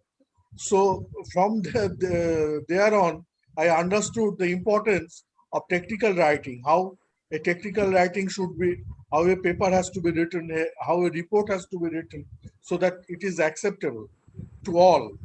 Not only that, it also follows certain norms and procedures of technical writing. So technical writing skill is extremely important for the teachers, particularly who has to write not only research papers, also many reports, manuscripts, etc., etc. So I think the knowledge gathered by all the participants are extremely important, and they will implement this knowledge. They will use this knowledge during this 7 days STP program. What they have acquired, they will use it in their professional life, in their personal life. I once again thankful seeing the success of this STP program. Thanks to all, particularly the respected participants who have taken pain to join this, to take this 6-day long STP program. Thanks to all. I also thank Professor Devashish De for organizing this kind of STP program, and hope that in future we will organize more such programs. Thank you all. Thank you, Dr. Lahiri. Now I request our Honorable Vice Chancellor, sir, to address the gathering. Well, the concept of this particular faculty development program, it came to my mind because of my personal experience of handling these types of situations 13, 14 years before, while I was working as a faculty member at an international university. And you see what the periods, about the last few years, the world has changed significantly. Even at 5-10 years before, I used to review papers authored by Chinese, these scientists or Chinese researchers from mainland China. And most of the times, we had to take, we means people like us, they had to take the significant pain in understanding the meaning of the English, and to rewrite some things, and then sending it back for major revision in the form of, as far as the language is concerned. But recent development is in this area. What I have observed from my personal experiences, that the quality of this English now is at par with this all developed nations, and this is because of practice. This is because of this because of practice, which makes the man perfect, which makes a community perfect. And writing paper means initially lots of problems. It is true for each and every researchers, until and unless you do not have enough experiences, enough knowledges in this area. Writing paper, within a proper format, within a proper, within specific numbers of words, all these things, it becomes a difficult propositions. Of the late, of course, there have been a numbers of courses in this area which are delivered by different universities. I can refer some of the universities which are offering courses like this. University of Sydney is one of the examples. They are offering courses, this on academic ethics and all these things. My suggestion to all these participants who are here, kindly go through these courses. You can audit these courses from platform like Coursera, edX, and all these platforms available. So this will give you valuable insights and inputs, and that will be an added, this knowledge on added, this skill if you can go through these courses further after completing this faculty development program. Then the importance of this writing paper is in today's context, this everything in the form of this knowledge generation is being captured in digital world. And earlier it was not so problematic. We had a very close community, and and then widespread availability of your writings. That was not that much. That was not much happening in earlier times. Right now, when you are publishing some papers, it is after these online systems, internet came out with this fullest, these applications. Then most of these papers are visible. Almost all the papers are visible to the knowledge community across the entire world. Earlier, we had to request. Earlier means I am talking about this 30 years before, 40 years before. That time we had to request this specific. We have to go browse these literatures and journals from the library, taking hard copies, collecting the abstracts and all these things, and then we have to request the authors by sending them airmail to for getting these these papers. Today it will appear to this young generation that I'm talking about the prehistoric times, but it was the reality in the 80s, 90s. This was the realities. But after 90s, 2000s, this situation started changing. Yeah, this submission of paper, getting it published and making it visible to the entire world community, that became a very easy proposition. And the threat is there. Threat is there means whatever you are doing now is available for viewing by the larger sections of this world. And therefore, we have to be very much careful about the quality of our this output. Our output means the publications, the written documents. And there, we need to have formal training in the earlier. I can remember 20-30 years before, had I conceived this type of idea, this would have been rejected by academic community. What is the training? Only thing you write paper and gain experience. But right now we need some formal training in this area. How to paraphrase our references, how to follow this particular referencing style, how to eliminate unnecessary words, how to make the sentences direct and meaningful, because it is not literary works, right? Scientific articles, it is something different. It is different from this novel written by famous novelists and the literary workers across the world. It is entirely different. The meaning should be clear. Meaning should be to the point, brief, with a minimum number of words. You have to this explain your the idea and concept. So therefore, this is a skill basically, and this skill is learnable. It is learnable. It is not like that you are born with this skill of writing these technical these papers and all these things. With this thorough practice, with scientific practice, you can acquire these skills. Our faculty development program is an endeavor in that direction. But again, my advice to all of you is there are enough resources for enriching your knowledge further in this area. And I just cited an example of China. There are examples of these other countries as well. I have seen Asian countries, many Asian countries, and many these East European countries who did not have that mastery over English language over these past few years. They have acquired significant command in writing scientific articles. You check one Chinese paper published 10 years before and one Chinese paper published right now. Average, take a random papers from any these reputed scientific journals. You will see the difference in quality as far as the writing, this first part is concerned. It is crisp now. All these articles are crisp. All these articles are, the quality of English is, is absolutely acceptable. There is no problems in understanding, this entire content of these things. So and in our cases, we are lagging somewhat in this point.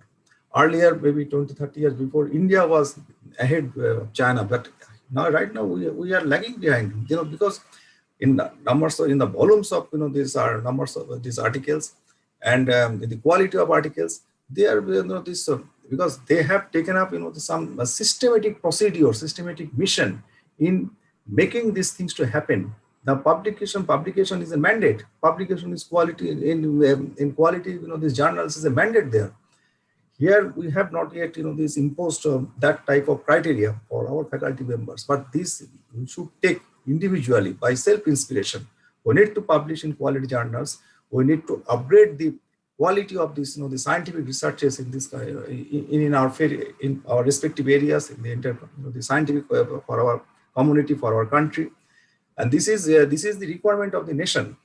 And for that purpose, we want that our university system, from our university systems, all researchers associated with us, all these writers, scientific writers associated, they should take up this mission, the challenge in making more publications to be published in standard and top-rated scientific, high-cited, high-impact factor scientific journals, and by virtue of which we can boast of this our academic output in the entire world scientific community. So this is the greater mission for us, and this is the step of the organizing this particular faculty development is a step towards this particular larger mission. With this, we will be. I'd like to conclude. In near future, we have a plan to organize more, these technical programs in this particular area, because article writings in scientific journals, article writings for your class lectures, writings, this for project proposals, for making, this for writing how to write a patent, all these things, these requirements for academic community will be more and more in near future as far as the technical writing skill is concerned. So with this, I'd like to conclude. So hopefully this was this enriching session for most of you, but again, make it sustainable. And by this exercise, if you publish, if your publication gets some added dimension, our all this endeavor will be successful. That will be considering as successful. So thank you, Professor Debashish Dev, for acting as a coordinator and taking the pain in organizing this webinar for. And Subhashish Datta, he acted as this coordinator between AICT and our university. AICT as was the funding agency of the late AICT is taking up many, these innovative steps for improving the quality of our, the scientific researches and scientific, and teaching learning systems. So we believe that all these exercises definitely will be marching ahead, and our, not only these university systems, but the entire country will benefit from this exercise. Thank you all. Thank you, sir. Thank you for your valuable words. Just two small declaration that all participants will get the certificate, and which would be considered as half FDP. This STTP would be counted as half FDP for their CAS purpose, career advancement scheme purpose. So this is number one, and this is also to declare that there are so many other STTP programs are coming. From tomorrow itself, our next STTP event 2 is coming, that biology for mankind. Next Monday, we have our third STTP on cyber security. And next to next Monday, that is from 21st, we are planning to have some STTP on AR/VR, augmented reality, virtual reality. So you can also inform your colleagues to keep watch on our website to get registered in these STTPs. So once again, I thank you everybody and AICT on behalf of our university, and also Professor Debashish Dev, who has taken the pain to contact all these panelists and make this event successful. Thank you everybody.